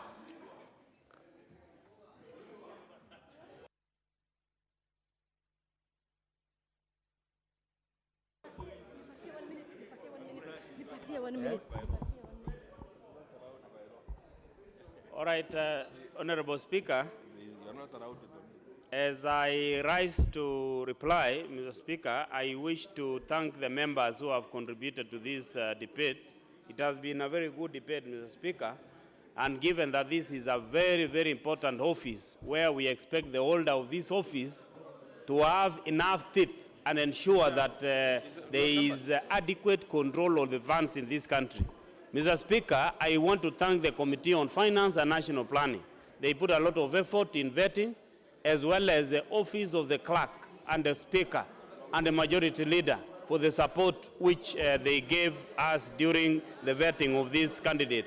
Mr. Speaker, I want to say that this is the right way of doing, though there are a lot of reservations here and there, but it is normal, Mr. Speaker. This Kenya is big, and I expect that there will be so many other positions to be given to any other person.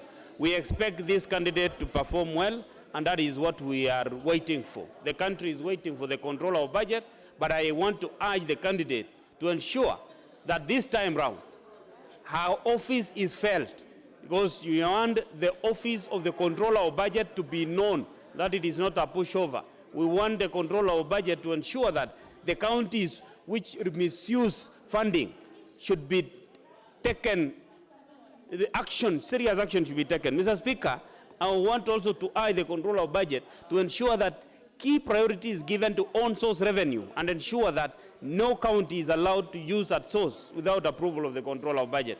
Mr. Speaker, I want to end by saying this House to support so that we can move on, because the country is really waiting for this position. Mr. Speaker, I beg to reply. Thank you. What is this?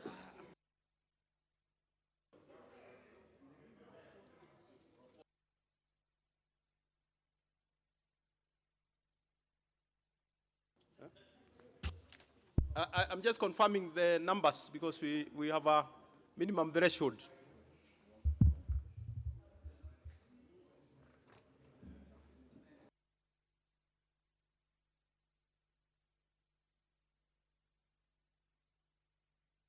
Honorable members, we must be putting the question on that, owing to the numbers that are in the House at present.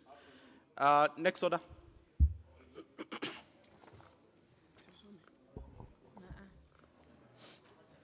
Where are we? Order number 16, Committee of the Whole House.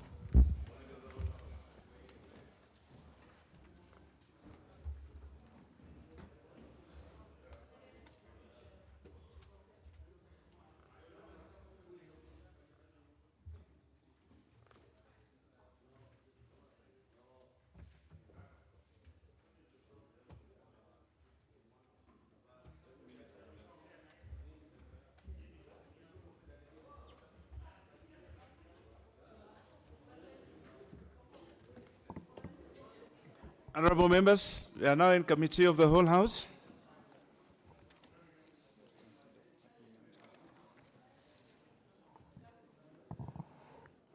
We are in Committee of the Whole House to consider the Supplementary Appropriation number 2 Bill, National Assembly, Bill number 81 of 2019.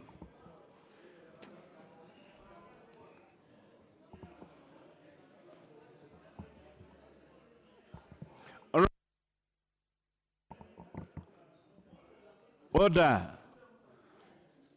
Order. The member Fulari, the Honorable Tongi, the Honorable Onyonga, We are in committee of the whole house and we are proceeding.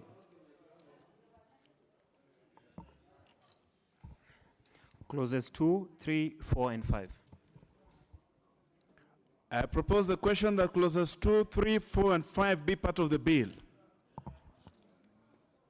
I put the question that clauses 2, 3, 4, and 5 be part of the bill. Will as many of that opinion say aye? Will as many of that contrary opinion say nay? The ayes have it. First schedule. I propose the question that the first schedule be part of the bill.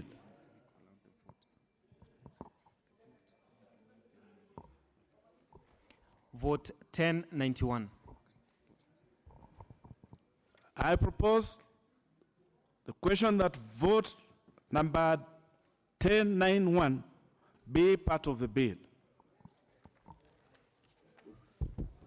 Thank you, Honorable Speaker. I move that the amendment as spelled out in the order paper,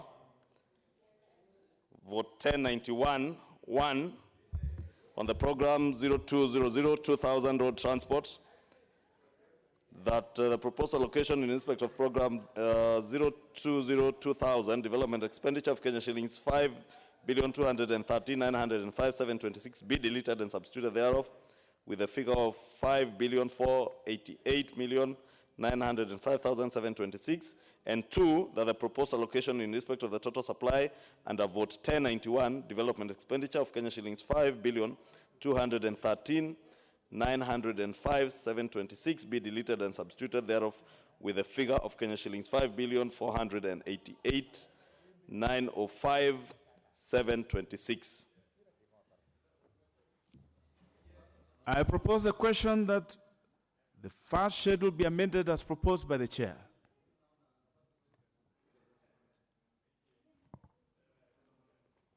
I put the question that the first schedule be amended in vote 1091 as proposed by the chair. Will as many of that opinion say aye? Will as many of the contrary opinion say nay? Ayes have it. Vote 1081. I propose the question that vote 1081 be part of the bill. Chair?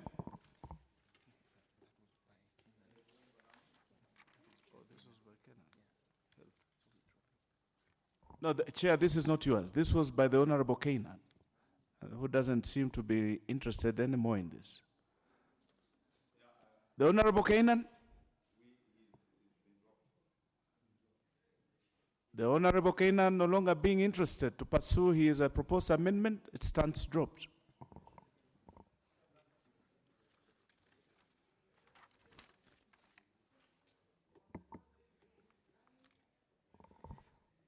Vote 1092. I propose the question that vote 1092 be part of the bill.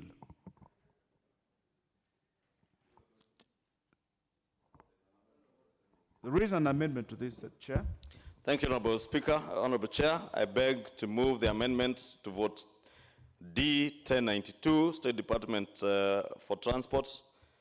The program is 0204,000 Marine Transport. That the proposed allocation in respect of program 0204,000 development expenditure of Kenya shillings 292,500,000 be deleted and substituted therefore with a figure of 2,192,500, and program 0203,000 rail transport, that the proposed allocation in respect of program 0203,000 development expenditure of Kenya shillings 12,018,003,944 be deleted and substituted thereof with a figure of Kenya shillings 10,118,003,944. Thank you, Honorable Chair.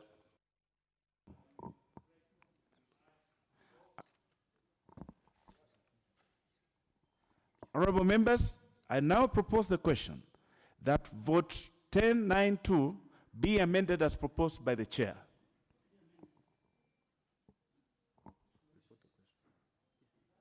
I put the question.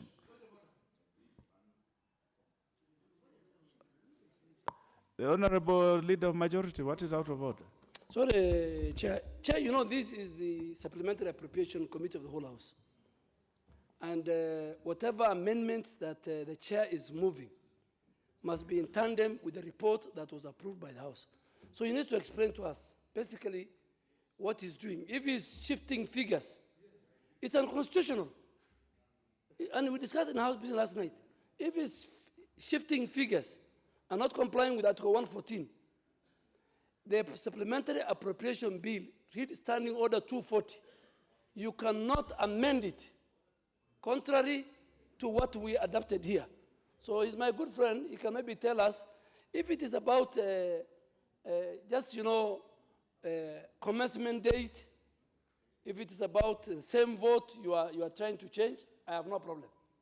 But if you are bringing figures from one arm of government to another arm of government, Chair, last night, the Speaker, and that's why the Speaker in the amendment of Honorable Kainan, he has said it subject to 114 and relevant committee. And you know, this chairman is a man I know a lot. This man can play during the 10th Parliament the errors. Yes, he needs to come out very, very clearly and explain his amendments. Honorable members, the Honorable Leader of Majority is absolutely right that these amendments in this supplementary appropriation bill, the chair of budget can only move within the particular votes. He cannot move from the different. So the leader of majority is absolutely right. And I hope that the chair of budget, you are adhering to this. The Honorable Dr. Nyikal, did you wish to speak to that? I am also concerned in the same way that these amendments, have they been discussed with the committee? We have gone through a long distance. The committees went there, they were passed here. And now, suddenly you are coming in the House and making amendments and changing figures. We don't know whether they went to the Budget and Appropriation Committee and whether the committees involved were consulted. Mr. Speaker, Chair, can we be assured that that is the process?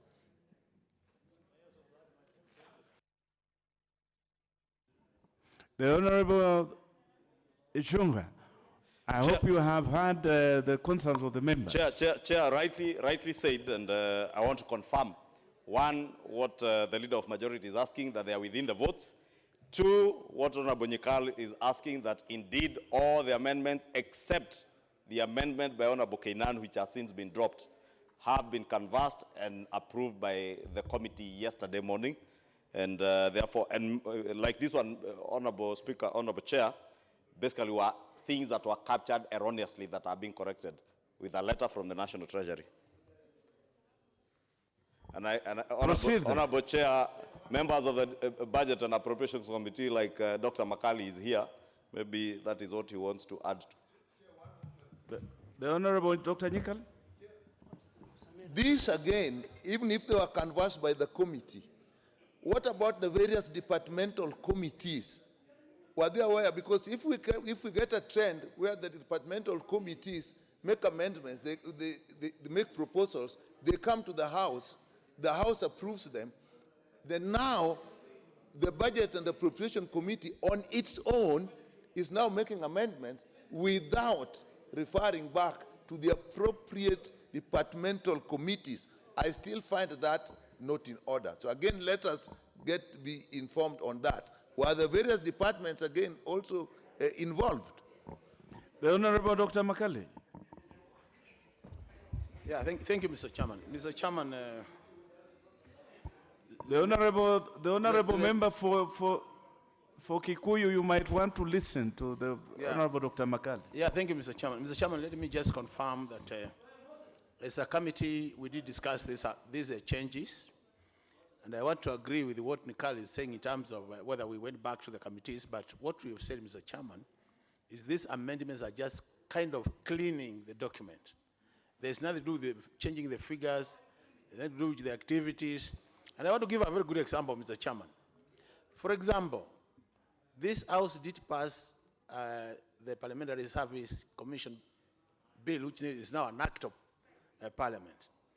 In that bill, Mr. Chairman, and through the miscellaneous amendments, we created a third kind of accounting officer under the PSC called Joint Services. You can only be able to create a forte for that particular office at this level, not before. So that's one of the things being done here. The other thing, Mr. Chairman, is the report we passed as a house here cannot be changed in terms of overall figures and specific figures to programs. So it's more of just a cleaning, and I thought that's what I would urge my chairman, that yes, he's explaining, he needs to say what cleaning we are doing, and the figures are remaining the same, so that the house has no issues. Thank you, Mr. Chairman. The honorable member for Kikuyu. Proceed. And I hope you have noted the concerns of members and what the law requires you to do. The leader of majority. Chair, let me now go on record. Because, you cannot come to the House and say that there were errors, they were wrongly captured. Fine, if there are errors, who did the errors? The Budget Office and the National, and I want to go on the answer. The Budget Office and the National Treasury cannot bring a document which has errors. That is basically. I remember where the current president in the 10th Parliament, when he was a Minister for Finance, he was known for errors. Honorable Eseli was with me here. He carried the question of errors. Our Budget Office cannot, the men and women work in the Budget Office are people I respect, serious technocrats. Same with the National Treasury. This House will not be used to correct errors. And this must go into record. Because what the chair is trying to do, he's removing money from public works to street lighting. And when I ask him, he's saying it's error. There was an error initially. I agree with him. But the people who prepare that, why do they do the error? So going forward, and I'm seeing the Budget Office staff are sitting here. If you commit an error, and I remember the error the president committed in 2010 Parliament, haunted him for 5 years. If you commit an error, Mr. Chairman, and I asked the PS Treasury yesterday, have you got the appropriation bill? He said, I was given, and I am happy with it. I told him, please make sure the numbers tally. Chair, for budget cannot come to the House. And because, many people didn't read this. I read last night. Even Honorable Kainan's amendment was a key subject in the House business. You cannot come at the appropriation stage that you want to take money from health and take it to Parliamentary Service Commission. So going forward, today I agree with you. And it should be put on record that just the way the president had errors, the current president when he was finance minister, the chairman of the Budget and Appropriation, Honorable Ichungwa, has introduced errors. He has introduced errors in the Supplementary Appropriation Bill, and he should carry the blame. The Honorable Leader of Majority, you have my sympathies in this, in your contribution, because if there are any errors, we must have reasons on record what those errors are and what is the origin of those errors. So I hope the chair of budget, going forward, if you are saying that you are cleaning any errors in this appropriation bill, this supplementary and appropriation bill, you should be able to explain to the House what the origin of that error is and who identified that error and how you are cleaning it.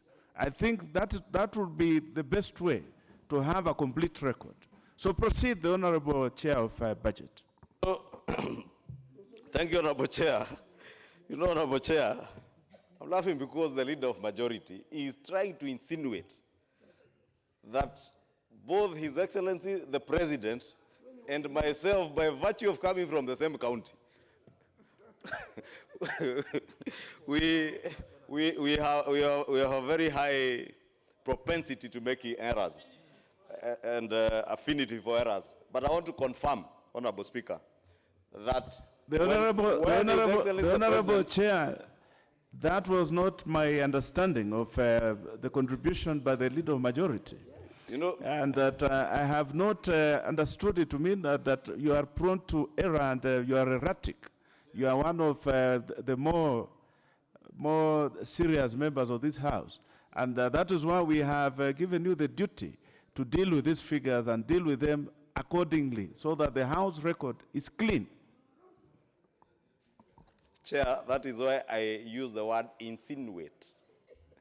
The leader of majority was attempting to insinuate that we have a high propensity together with the president for errors. And I was just correcting him that when the president talked about errors in the 10th parliament, he talked about computer errors.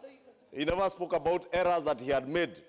In the same breath, Honorable Chair, the errors that are being corrected in this Appropriations Act were just errors that were captured between our budget office and the National Treasury as they prepared their appropriations bill. For instance, the figure he's talking about to do with public works and street lighting is a figure of 15 million shillings that had been captured for street lighting but had been captured in the wrong Department of Public Works instead of the Ministry of Energy. And therefore, it's just that is just corrected.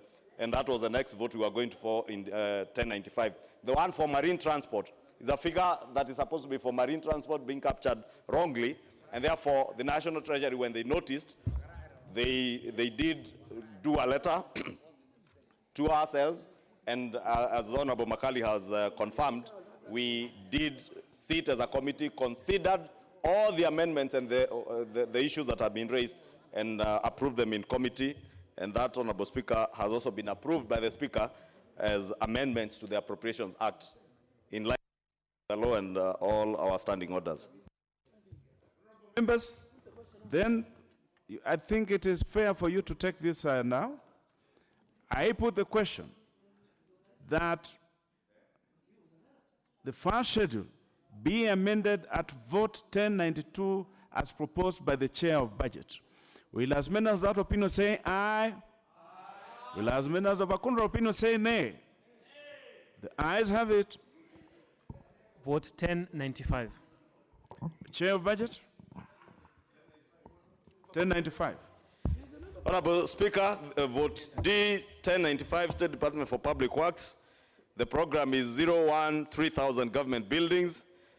And Honorable Speaker, that is, and the next one, that's the figure I was speaking about, 15 million shillings that had been wrongly captured under public works, but it relates to the next amendment in vote D 1152, should be the Ministry of Energy under Power Transmission and Distribution. I propose the question that the first schedule be amended at vote 1095 as proposed by the Chair of Budget. Leader of Majority. I want to go on record again. It's not 15 billion. It's 1.5 billion. And he needs to move it better. This is another error. Speaker, some of us, we are not in this house just to shout. We read. Can he confirm, is it 15 billion or 1.5 billion? And if it is 1.5 billion, he should move it again. Chair. Just hold on, the Honorable Ishunga. The Honorable Dr. Nikal.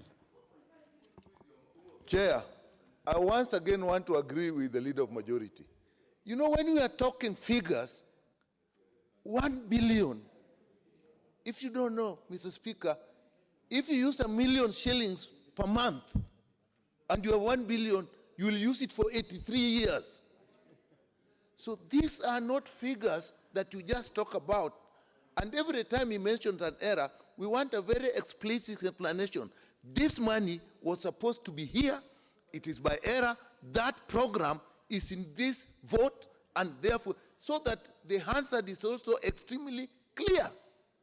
But I don't think this we can take casually, like the work has been done, and therefore we are just taking. We want it very clear so that in the answer, it is clear, it is recorded. The Honorable Chair of Budget, I think the concerns of the members are genuine. And we must have a clear record. And I think this is a duty that you should apply a little more energy and a little more care to. Honorable Chair, and we have sorted out with the Leader of Majority. I was just going to ask him, who was your maths teacher? Because the figures, Honorable Speaker, are very clear.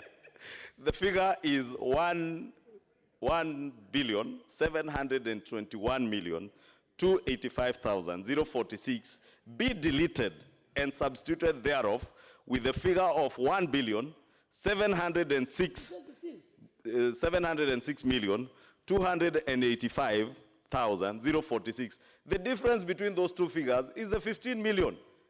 The same thing with Honorable Nyikal. I have explained, it's just that he wasn't listening.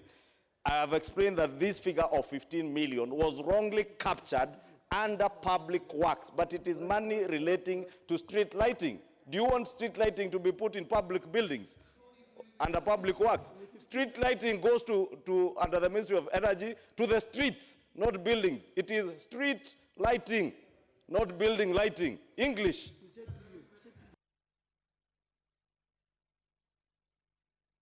The Honorable Nyikal, the member for Kikuyu and the chair of budget has proposed to teach you English. And I have a lot of respect for your mastery of the Queen's language. What do you have to say to this? Chair, there are things you ignore. It is self-evident that he doesn't have the capacity to teach me English, but let's ignore that. I want to repeat that, Chair, when you have said what you have done now is what we want in the Hansard, it was this, a difference of 15 billion, which was in this, and therefore we shall move it in the next amendment to this vote. You may take it lightly, but when this thing gets into the street and the audit queries, it will not be as light. And we people, when we are talking about this kind of monies, we can't take it casually. Honorable Nyikal, honorable members, I think we need to make progress. The Honorable Dr. Makali. I think, Mr. Chairman, it's important we just put this also on the answer, that when it comes to reporting on the budget, you don't say that, you don't capture the differences you report, you capture the total figures, but the difference is when you get the difference. For example, when you look at what the chair said, 1,721,000, and the other one is 1,706,000, the difference is 15 million. So as he's explaining, he's talking about the 15 million, but the figures, for purposes of the document which will go now out, we'll have to capture the figures cumulatively, not the difference. Thank you. Leader majority, is it 15 million now or is it still 1.5 billion? Chair, in fact, Chair, if we go to the Hansard, the only problem I had with the chair, and you know, I want the chair to take this matter seriously. And I have said, when you enter the chamber, you become serious, not when you are in Tanga or somewhere else. He said 15 billion, and I think it's good the chair corrects that. You know, we had 15 billion. That was only my problem. The 1.5 million, I have no problem, because I shared with him my document. So if the Hansard, because the Hansard will be used in preparing the vellums. This is a procedure. After we finish, the legal department will use the Hansard in preparing the vellums. And if what is captured in the Hansard is different from what is in the bill, the Hansard will be used. So I think it's good the chair corrects that. The way he said it, it's 1.5.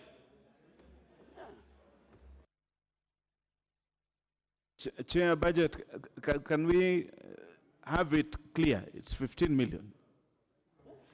On record, Honorable Chair, it is a figure of 15 million. Very well. M-I-L-L-I-O-N. Very well. I know where the leader of majority comes from. Very well. Million and million billion. They might sound different. Chair, don't go there. We need to make progress. Allow me then to put the question that the first schedule be amended at vote 1095 as proposed by the chair of budget. Will as many of that opinion say aye? Will as many of the contrary opinion say nay? The ayes have it. Vote D 1152. Chair? Honorable Speaker, I beg to move the amendment as spelled out on the order paper. Vote D1152, that's the Ministry of Energy. The program is 021-3000 power transmission and distribution. And Honorable Speaker, again, as I had explained earlier, this is in relation, Honorable Nyekal, this is in relation to the figure of 15 million shillings that now ought to be under street lighting and was wrongly captured under under government buildings in the State Department for Public Works, and is now moving to the right ministry, Ministry of Energy. I propose the question that the first schedule be amended at vote 1152 as proposed by the chair budget. Leader majority. I have, Mr. Chairman, I have no problem, but the chairman of budget can leave a statement hanging that it has been captured wrongly. He should go on the Hansard and say who captured it wrongly. Yeah, should go and answer. The house is a house of records. Who captured it? Is it National Treasury? Is it the budget office? Is it the government printer? This is a house of record. No, I want him to say who captured it wrongly. Every state and public officer must be accountable to his action. Honorable Leader of Majority, your concern is legitimate. Again, Honorable Speaker, as I said, the Parliamentary Budget Office and members of the Budget and Appropriations Committee are very serious professionals, with people like Dr. Makali, Dr. Mutunga, and of course myself, yours faithfully in that committee. The errors were wrongly captured in the National Treasury as they published the bill, and that's why the letter that came from them are the ones who also are correcting those errors. The record is complete. The Honorable Kevin Wanyonyi. Chairman, I've been sitting here and looking at these figures, and I've got to agree with the Leader of Majority. It can be only one time, but we're talking about almost 5 items wrongly captured. Was somebody up to some mischievous? I mean, with all due respect, it's just that I've noticed it's just not one error. You see, one error is acceptable. Human is 2 errors. But why do you have these errors repeated? Almost all the items I've read. Very well. And the chairman explained. Very well. Your concern is legitimate. The Honorable Kanini Kega. Thank you, Chair. This is a very serious issue, Chair, because I also have a similar issue here, whereby in our committee we submitted that there was some allocation to be given to a particular vote. But what I'm finding here, Mr. Chair, is different from. No, it's on Ketra. But Chair, these are serious issues, Chair, because from the document that was tabled yesterday. The Honorable Kanini Kega. The Honorable Kanini Kega. Yes, Chair. We are speaking to vote 1152. I hope your contribution is on that one.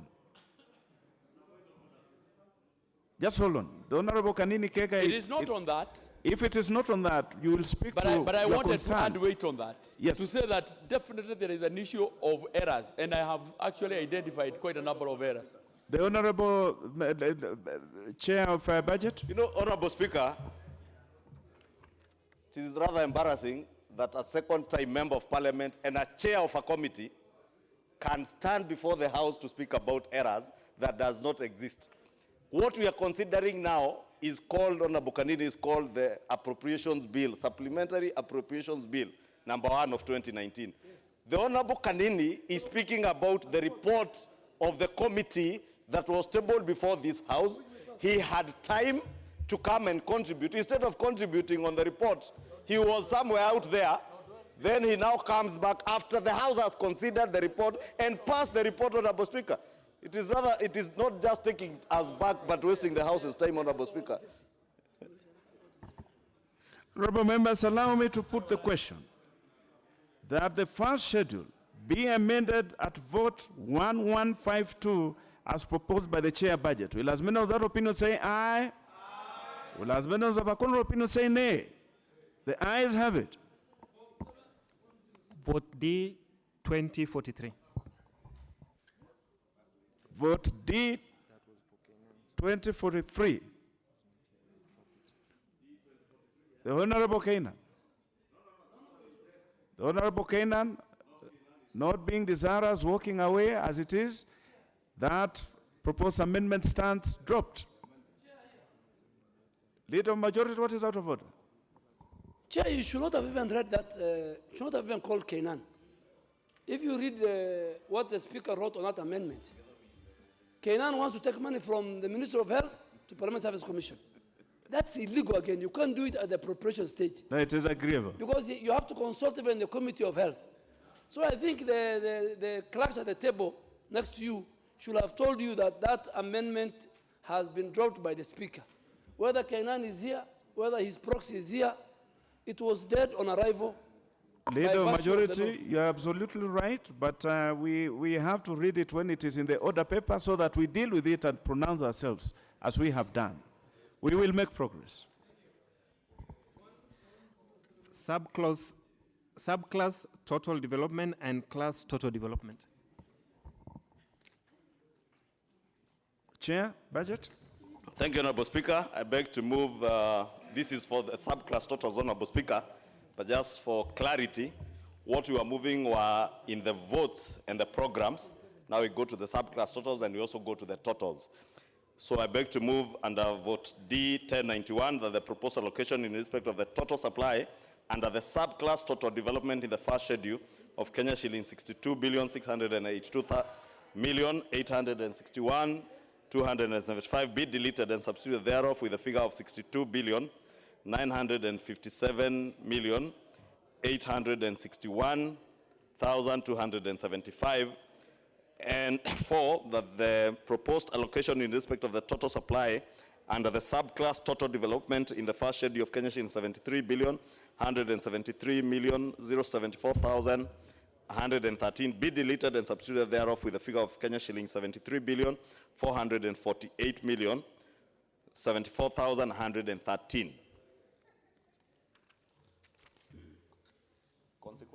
I propose the question that the first schedule be amended at subclass total development and class total development as proposed by the Chair of Budget. I see interest from the Honorable Mutunga. The Honorable Mutunga, you have some interest in this? Chair, my interest is not on this particular one, but I just wanted to respond to a question coming from one of the honorable members on why there are so many errors. I would like to say that there are not so many errors, Honorable Chair, only that the report is wide, so we picked on those areas which had issues, and therefore they appear like they are following each other and there are so many errors. Very well, Dr. Mutunga. The Honorable Leader of Majority. The Speaker, you know, Dr. Mutunga is one of the most serious members of Parliament, but I want to tell him that there is no excuse for errors, particularly when we are dealing with the budget. It's no excuse. The price is too expensive. But let me come to vote 1091 with the chair. And I want the chair to be very clear. Is this the public, because the justification for this, what he's doing, from where I see it, is that the funds have been allocated to projects arising from the public participation, and they are being moved to respective ministries. And this is where the Budget and Appropriation Committee members abuse this public participation. Going forward, they abuse.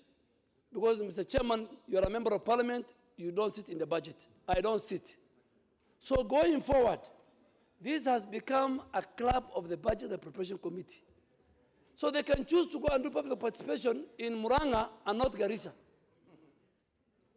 And most of the counties they go to are counties where the members themselves come from. So what kind of, that is not public participation within the reading of Article 118. So we must find out, who are these, how do you choose public participation? Do you go to Saboti? Do you go to Garissa Township? And we have a problem with a member from our region. Let me say it. The Honorable Leader of Majority, just hold on. But you have, what you are saying has a lot of sympathy with me. But let us hear Dr. Makale. I'll still give you an opportunity to speak. Yeah, I'm on a point of order, Honorable Dr. Makali. Acting Prime Minister. I'm on a point of order.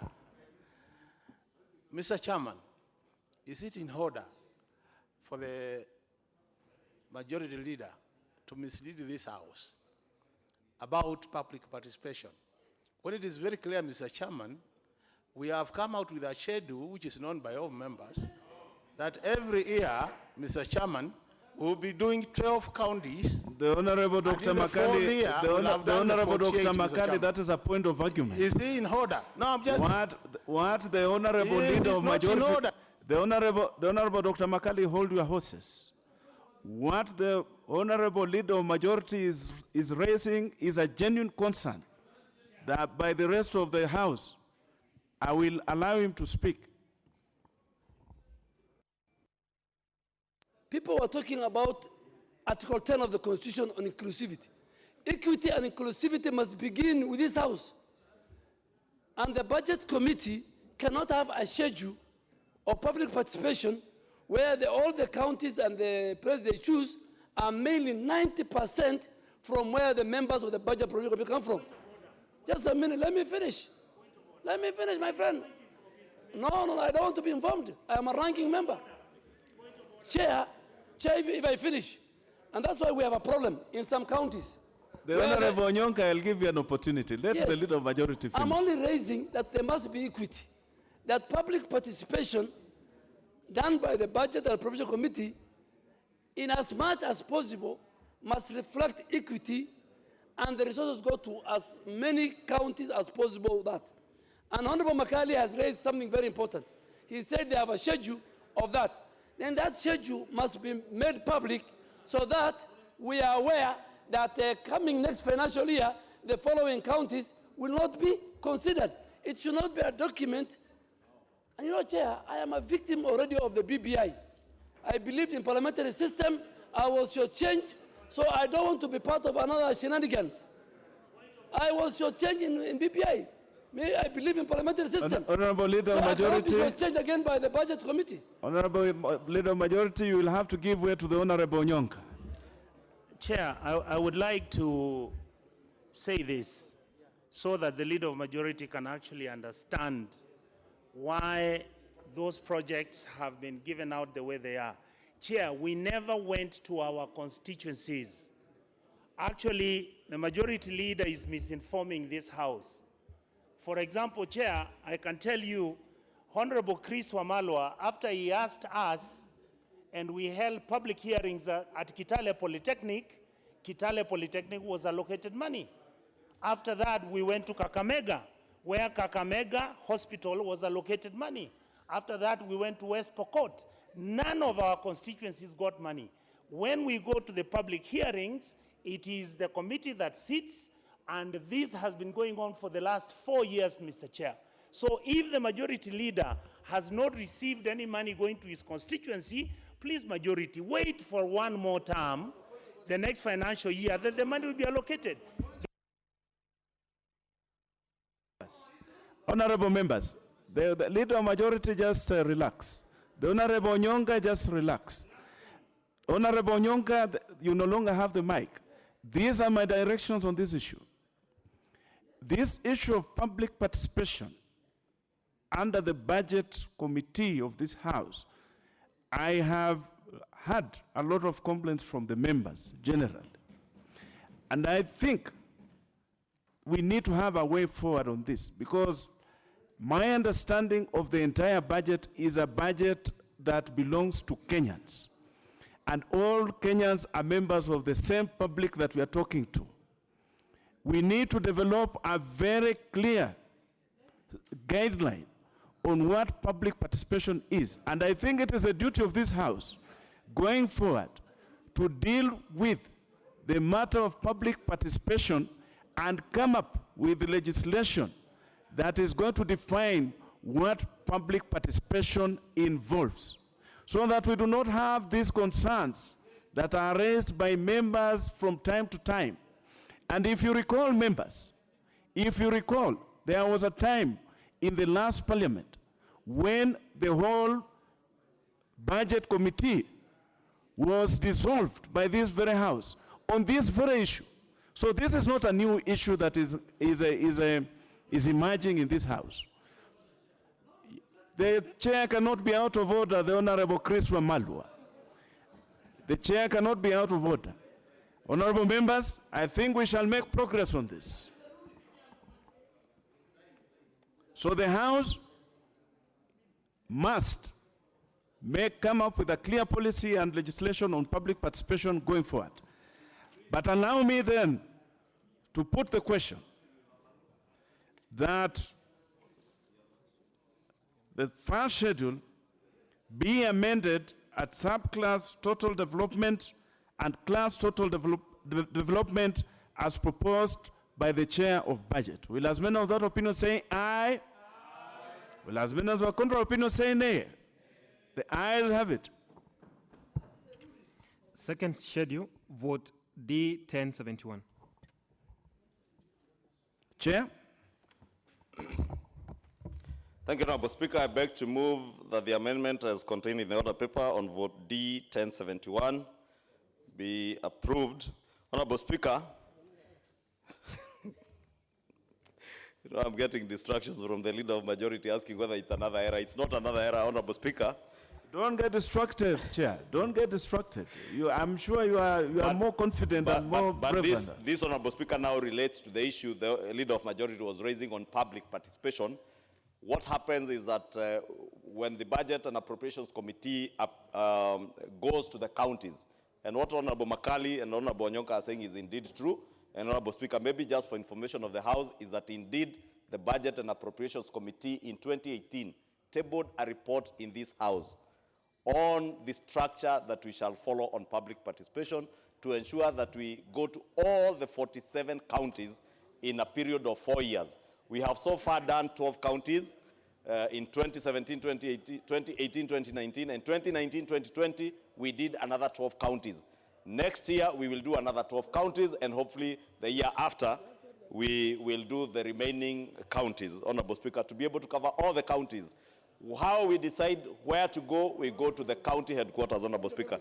This amendment, Honorable Speaker, relates to the figures that had been captured for public participation, but whose amounts, when we go for public participation, Honorable Speaker, remember we do this out of a figure of 1.2 billion shillings that is usually provided as a block figure.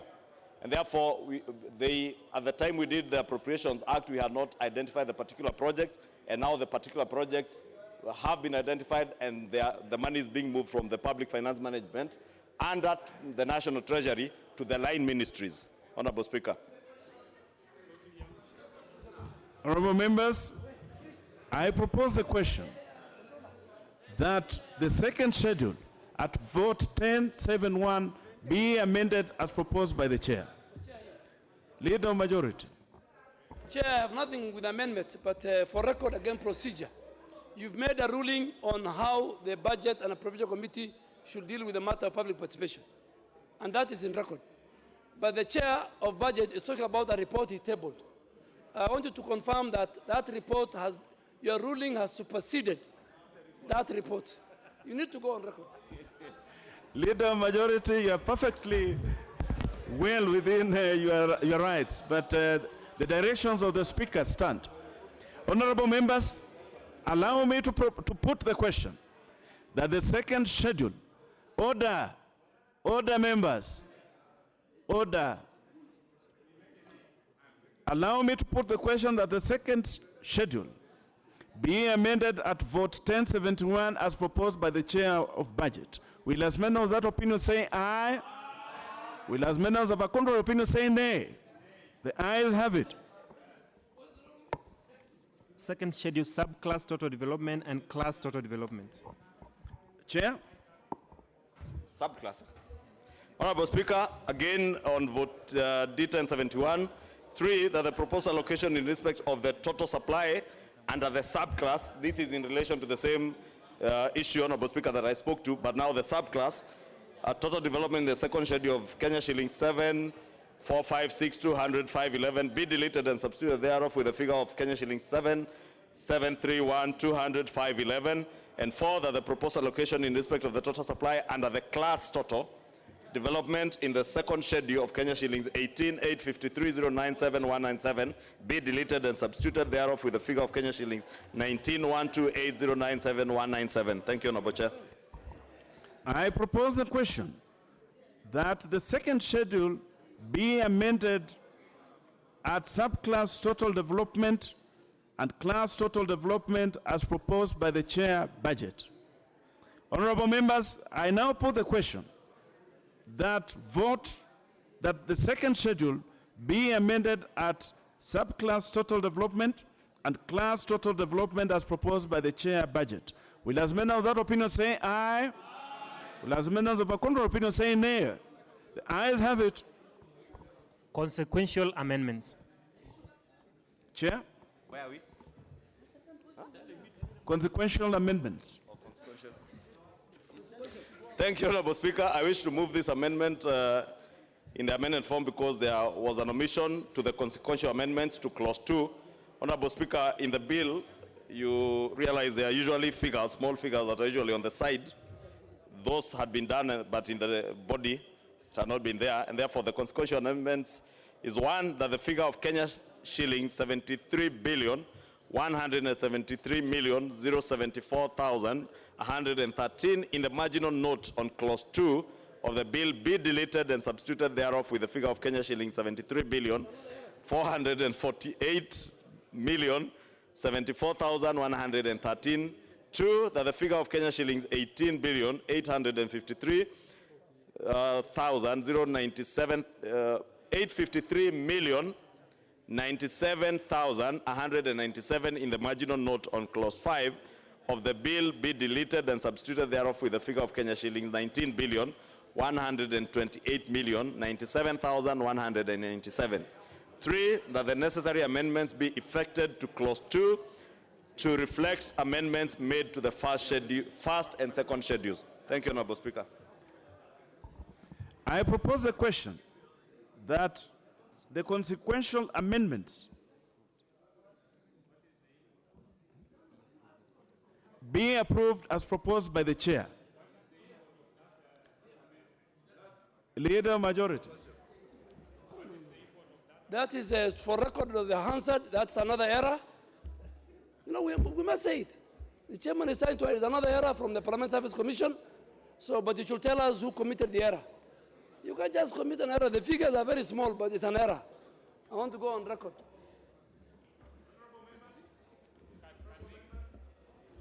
Allow me to put the question that the consequential amendments be approved as proposed by the chair of budget. Will as many of that opinion say aye? Aye. Will as many of the contrary opinion say nay? The ayes have it. Title.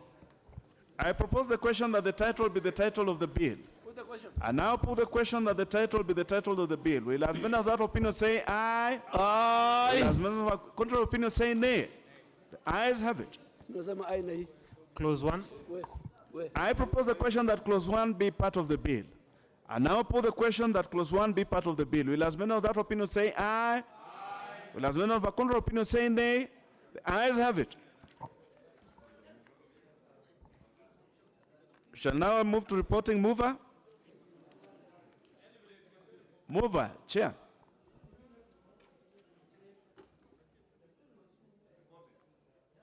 Reporting chair. Honorable Chairperson, I beg to move that the committee do report to the House its consideration of the supplementary appropriation number 2, Bill, National Assembly Bill number 81 of 2019, and its approval thereof with amendments. I put the question, which is that the committee do report to the House its consideration, the supplementary appropriation number 2 Bill, National Assembly Bill number 81 of 2019, and its approval thereof with amendments. Will as many of that opinion say aye? Aye. Will as many of the contrary opinion say nay?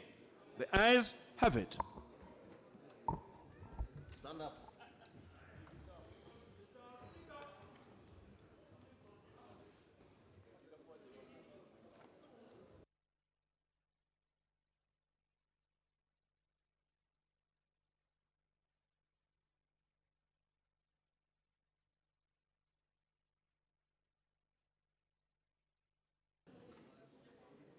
Where's the no members, chairperson?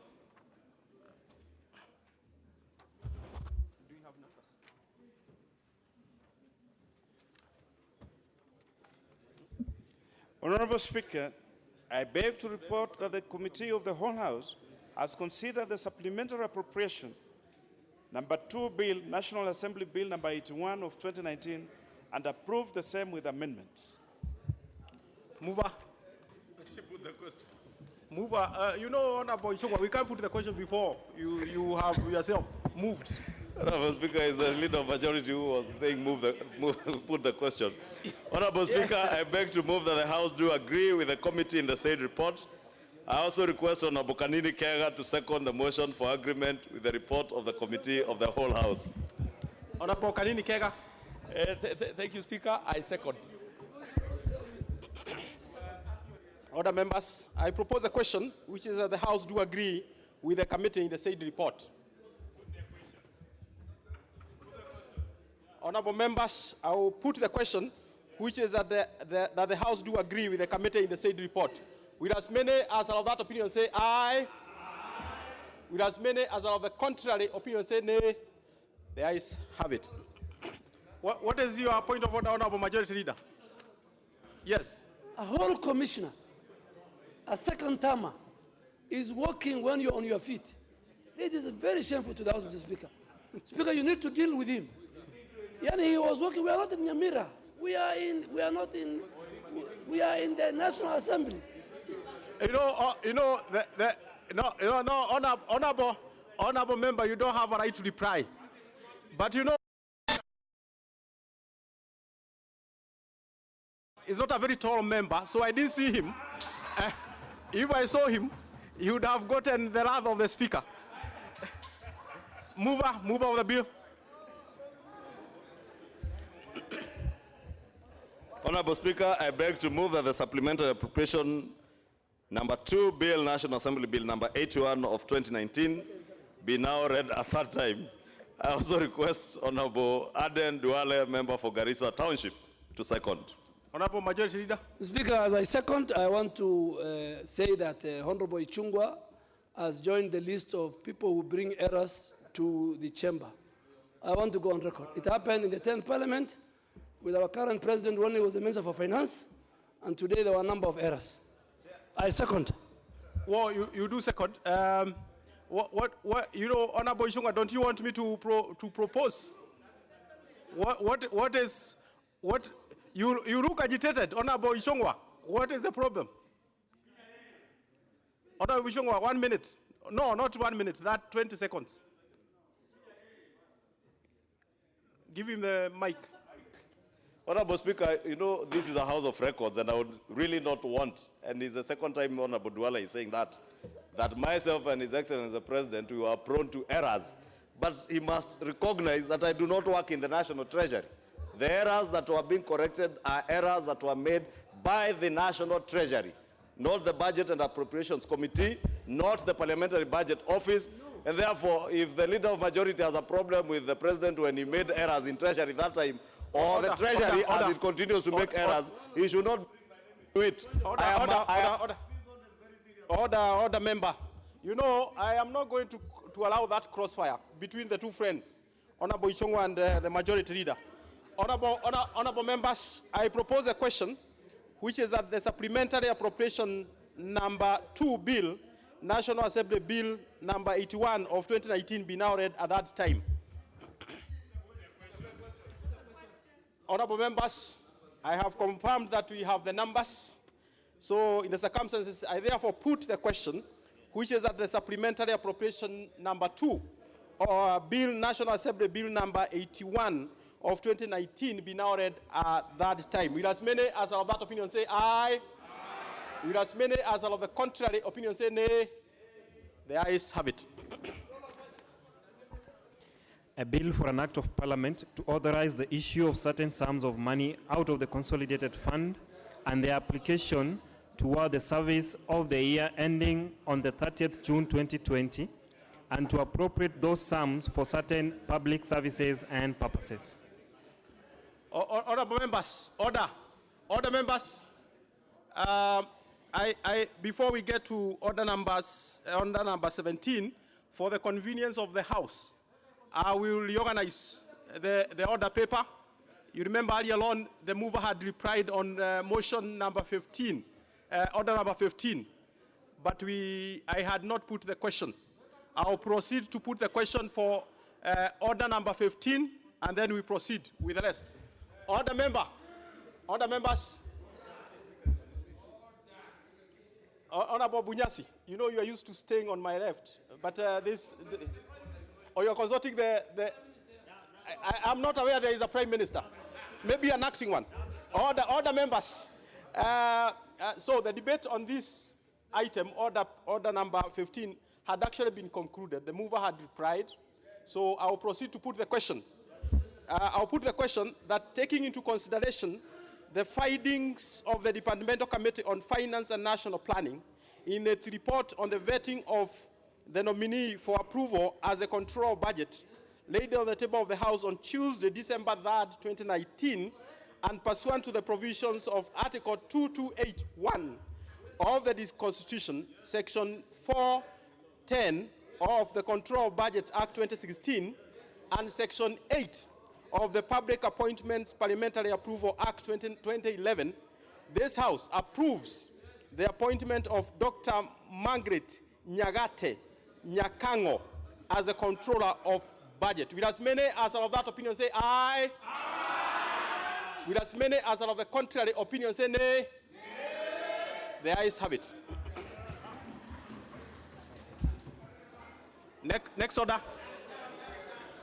Order number 17, motion, approval of nominee for appointment as a representative of the Parliamentary Service Commission to the Salary and Remuneration Commission. Chairperson, Departmental Committee on Finance and National Planning. Order members. Order members. Those who are finding their way out of the chamber, please do so quietly. Business must continue. The Chairperson, Departmental Committee on Finance and National Planning. Honorable Limo. Honorable Limo. Proceed.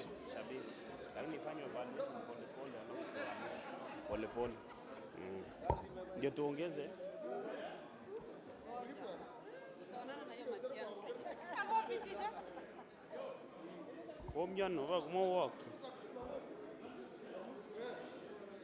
Honorable Limo, you have the floor.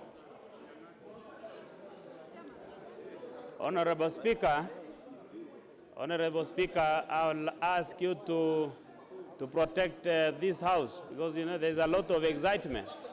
But Mr. Speaker, I don't know whether the excitement is because of the business already concluded or the business to come. The excitement is too much. Order members. Order members. I don't know what Honorable Maje is caucusing there. Order members. Let's give Honorable Limo time and space. Honorable Limo, please. Honorable Speaker,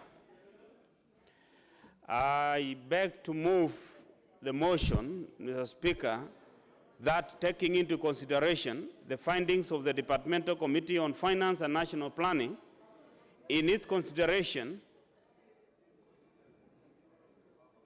in its report on the vetting of the nominee for approval as a representative of the Parliamentary Service Commission to the Salaries and Remuneration Commission, laid on the table of the House on Tuesday, December 3rd, 2019, and pursuant to the provisions of Article 252B of the Constitution and Section 7, subsection 11 of the Salaries and Remuneration Commission Act, this House approves the appointment of Honorable Amina Abdallah as a representative of the Parliamentary Service Commission to the Salaries and Remuneration Commission. Mr. Speaker, this position, Mr. Speaker, arose following the proposal which was not supported by the House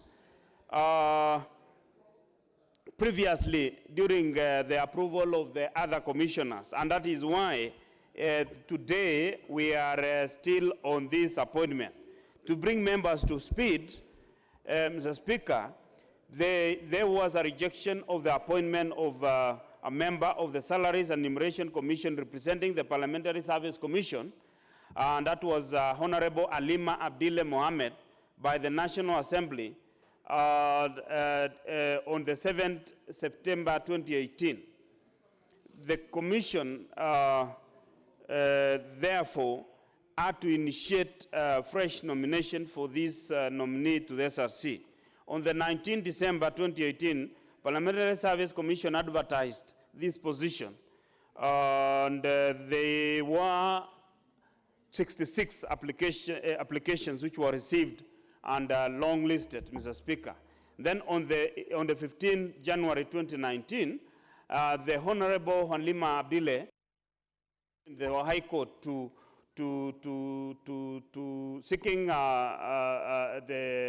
the conservatory orders restraining Parliamentary Service Commission from continuing with this replacement, Mr. Speaker, and that is why it was delayed. And thereafter, Mr. Speaker, on the 24th May 2019, the petitioner filed and served the Parliamentary Service Commission with a notice of intention to withdraw, and thereafter, this process resumed. Mr. Speaker, upon receipt of the 66 applicants, Mr. Speaker, 6 were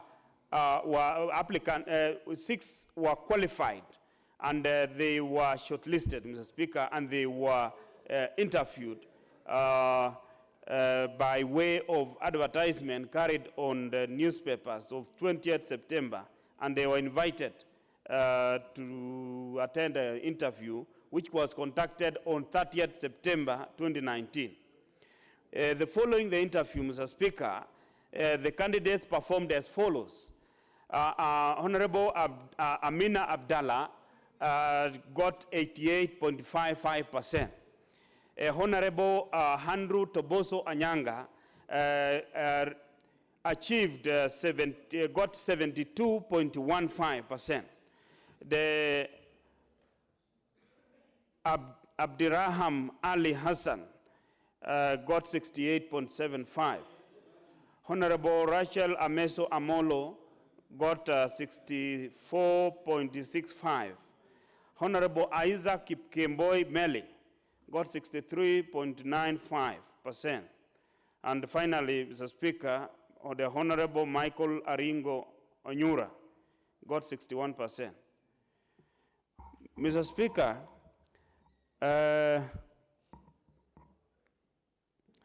on 30th September, the Parliamentary Service resolved to forward the name of one nominee to the President following the interview, and therefore for consideration to be sent to the National Assembly.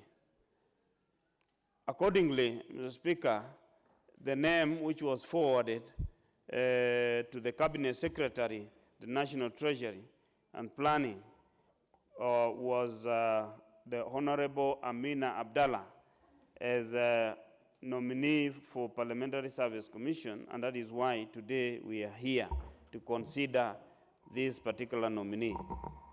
Mr. Speaker, Amina Abdallah, Honorable Amina Abdallah, is not new to Parliament. She was here, she has served in this House, and she is among the ranking members, Mr. Speaker, having served 3 terms. She was nominated, Mr. Speaker, to serve in this House on the 9th Parliament, 10th Parliament, and the 11th Parliament, and in consecutive 3 terms, Mr. Speaker. And I want to say that she is not new, and therefore, just to sum up on a CV, Mr. Speaker, Honorable Amina Abdallah holds a master's degree in international development from the Cornell University in the USA, as well as a Bachelor of Science degree, Agriculture and Home Economics from Egerton University in Joro.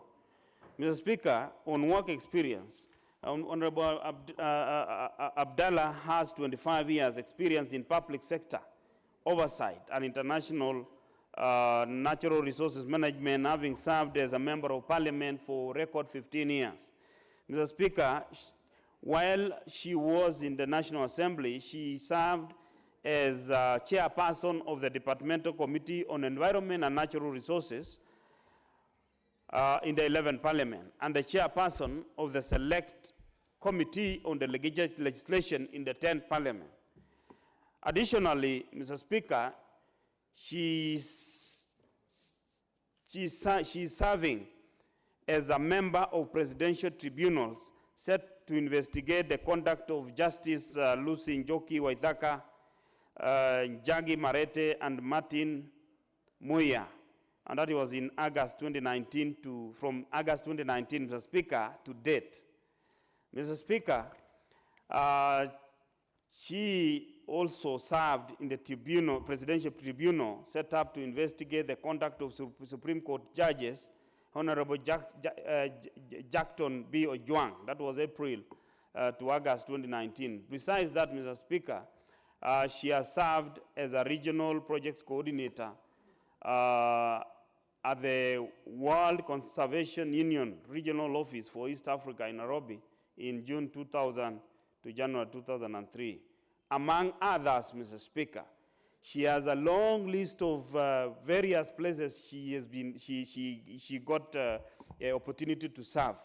And members, I'll encourage you to refer to the committee which we tabled, because it's a very long list, Mr. Speaker, and this particular nominee, Mr. Speaker, has a series of standing experience from various sectors, including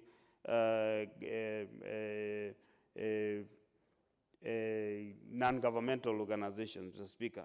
Mr. Speaker, Honorable Amina Abdallah has served the public very well, and she was able to get awards, distinctions, and others. Mr. Speaker, just to mention, she was awarded Water Ambassador by the Government of Kenya for a contribution to the Review of Water Act in 2016.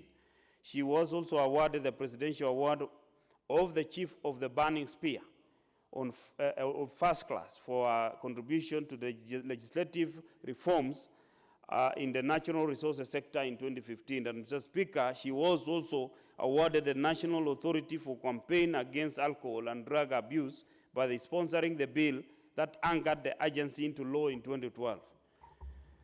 Mr. Speaker, during the engagement with the committee, she showed a lot of capability, Mr. Speaker, in terms of handling the positions which she has been nominated, Mr. Speaker, and she was able to really inform us that she is aware, and she is aware that there have been a lot of relationship problem between the SRC with the other government bodies, for obvious reasons, Mr. Speaker, given that the SRC is a commission which deals with the remuneration. It is bound to have conflicts. However, Mr. Speaker, if there is a commission, if the commission is competent enough, that commission is expected to work in good faith and ensure that they use all the skills available to ensure that the people who are affected by the various policies on remuneration are convinced somehow, in a good way, diplomatically. And she was able to inform the committee that she will be able to ensure that the Salaries and Remuneration Commission moves away from the negative perception, which has always been the order of the day, where it has been seen to be a commission fighting with the various commissions, including even Supplementary Service Commission, including even the Teacher Service Commission, when it comes to issues of review of salaries. It's because of the failure by the commission to display that they are diplomatic and they are able to convince the stakeholders and use their authority in a good way to ensure that there is harmony within that particular sector with the various stakeholders. She promised that she is going to be a voice of reason. And I want to say this, Mr. Speaker, and I hope she will live to our expectations. More often, we have appointed public servants here on the floor of the House. But as soon as they are appointed and they take office, they forget to serve the public in good faith, in using good language, and you see, they have actually turned themselves to be a modern day dictators. Mr. Speaker, you know, there's a problem in the public sector now. Many civil servants, many workers in this country are not motivated to work. Because, you know, some of the people we appoint, they become dictators. They don't want to listen to anybody. And I have to say this. I hope this honorable member, who we really trust, because she's been here and she's been showing a lot of independence in her mind, is going to discharge her duty independently and ensure that the Constitution is upheld in all the time by the Commission. Because, you know, we have been working with this Commission. In the 11th Parliament, the SRC was working part-time.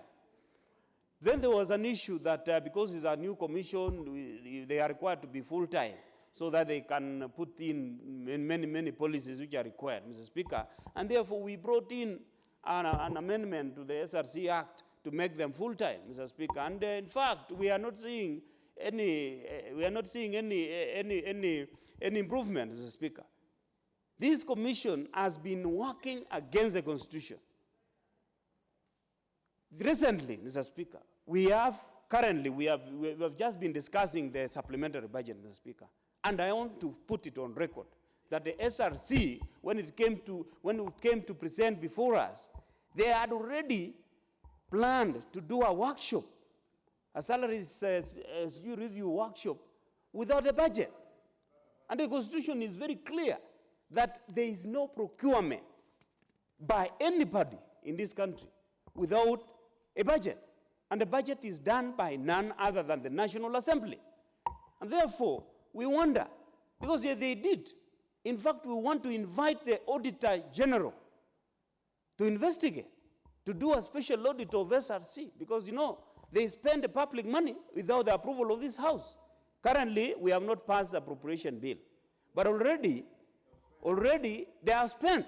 They did a workshop. There was no allocation. There was no approval. So how did they find themselves doing the workshop without the approval of the National Assembly?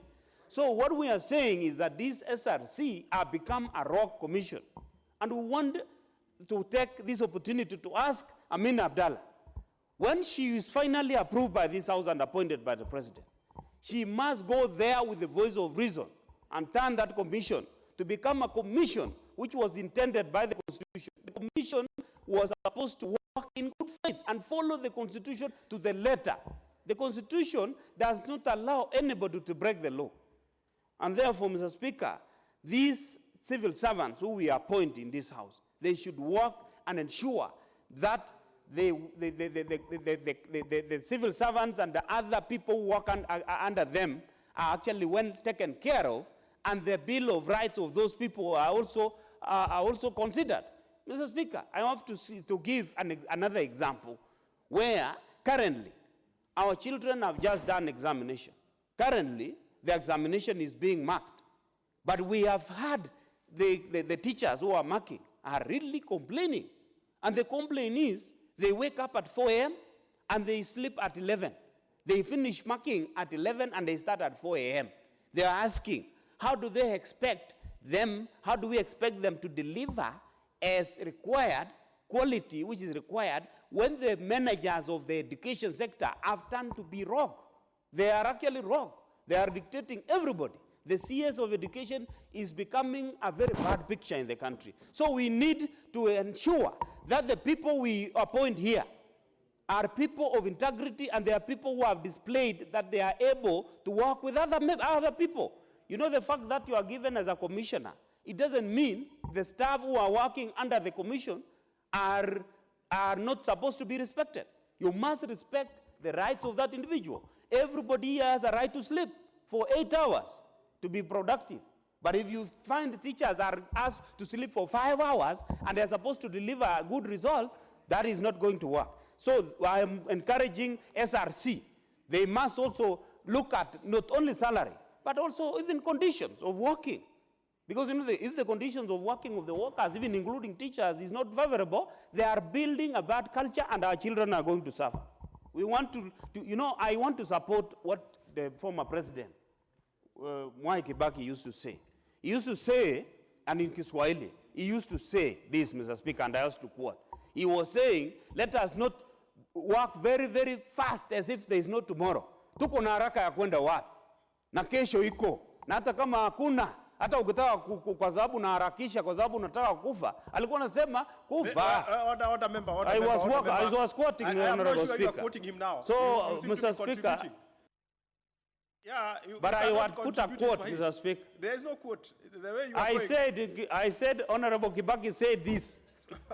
Honorable Imo, you must stick to the rules. All right, I'm guided, Mr. Speaker. I'll be pointing out that I'm now starting the quote so that I'm not misunderstood. Otherwise, I was quoting that he was saying, let us do the work procedurally, let us follow the law, let us not break the law because we want to be very fast. We want to do things in a very, very fast manner to the extent that we compromise on quality. So as we approve this nominee, Mr. Speaker, I have no doubt in my mind that she is capable, but we want to see those fruits coming very fast because, she is somebody we respect most. We have had even honorable members we have approved before. We used to have Honorable Olo Aringo. When Olo Aringo was appointed by this House, he went there and he forgot the employer. The employer was Parliamentary Service Commission. But he went there and he was not speaking on behalf of Parliamentary Service Commission. We have also had Honorable Dalmas Otieno. Dalmas Otieno, we know him. In fact, we were being asking him, why don't we see you, the person we were asking here? Every time we used to have any issue in the floor of the House in the 11th Parliament, we used to shout here by demand that Dalmas should speak, because he was a voice of reason. We want to see also Dalmas join hands with Honorable Amina Abdallah and come out to be a voice of reason and ensure we change the name of SRC to become a good commission, which the Constitution intended. Mr. Speaker, as I conclude, Mr. Speaker, I want to urge that this House really, honorable members, go through this report. You'll see that the very good things which have been covered here about Amina Abdallah, I will leave no doubt that she is somebody who we expect that she will deliver, Mr. Speaker. And I want to thank the members of Committee on Finance and National Planning, because they put a lot of effort, despite the fact that the timelines were very tight, and we had another nominee in the name of the control of budget, and it was very, very important at the same time. Mr. Speaker, they put a lot of effort, and they came up with a very good report, Mr. Speaker. I want also to thank the Office of the Clerk for the support given to our committee during that process, and equally the Office of the Speaker.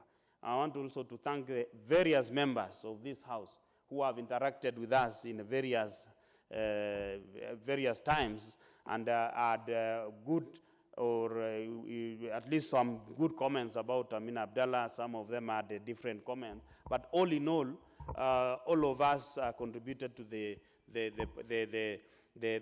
recommendations which you are giving here, and therefore our committee is recommending that this House approves the appointment, the nomination of Honorable Amina Abdallah to join SRC as a representative of Parliamentary Service Commission. Mr. Speaker, I want to end by saying that I urge everyone here to support, and I want to call upon Honorable Jimmy Angwenyi to second. Honorable Jimmy Angwenyi. Yes. Thank you, Mr. Speaker. Mr. Speaker, I'm a member of the Finance and Planning Committee, which vetted this honorable member. Mr. Speaker, she qualified in all aspects that are required by law so that you can be appointed to this position. Besides, she demonstrated to us that you can represent this House, you can represent the Parliamentary Service Commission adequately where our former members have failed. We did look at the work done by the Honorable Aringo. Aringo actually is the person who initiated the establishment of Parliamentary Service Commission in this country. He is also the person who initiated the establishment of the budget office in Parliament. But when he went there, it was over by these other commissioners to the extent that he actually hardly represented us.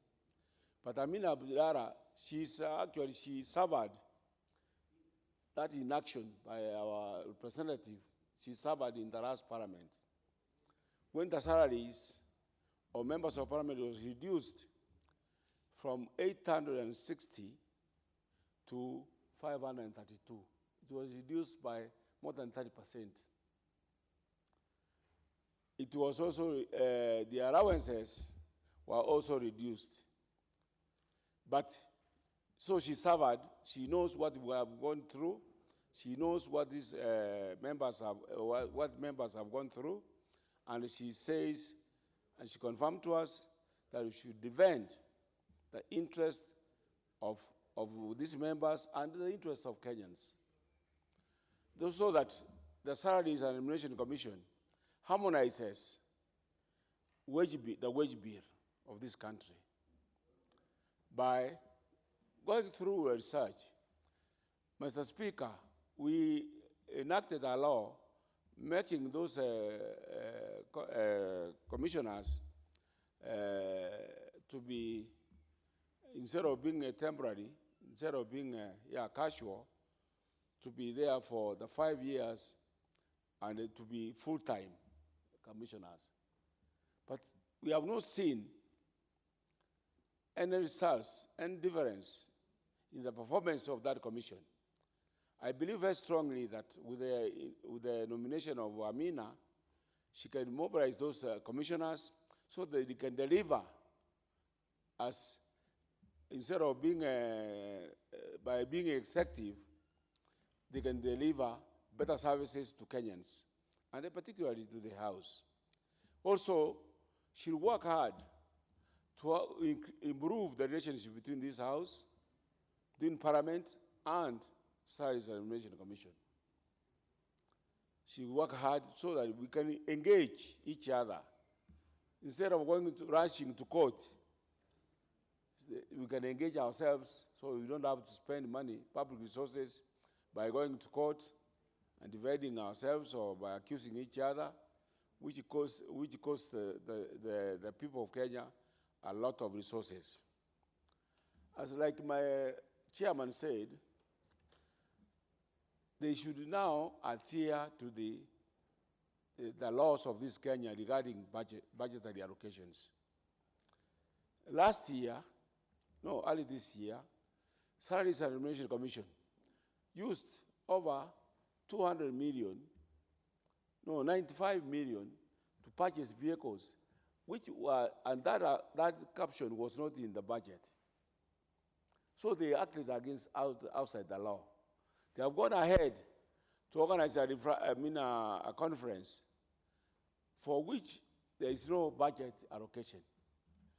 So the committee asked Honorable Limo and the Finance Committee and Planning, as well as the Parliament, to scrutinize the performance of these people in regard to adhering the law on budgetary allocations, so that you cannot procure anything which is not covered in a budget.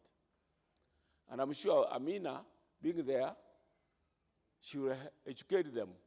They need some further education, some further induction, so that they can adhere to the law. And when they fail to adhere to the law, this Parliament should take it up and sanction them. We should be able to sanction them. We are the oversight agency. We should be able to sanction them when they go against the law. Because you can't allow in this country an institution which doesn't interfere with the law of this country.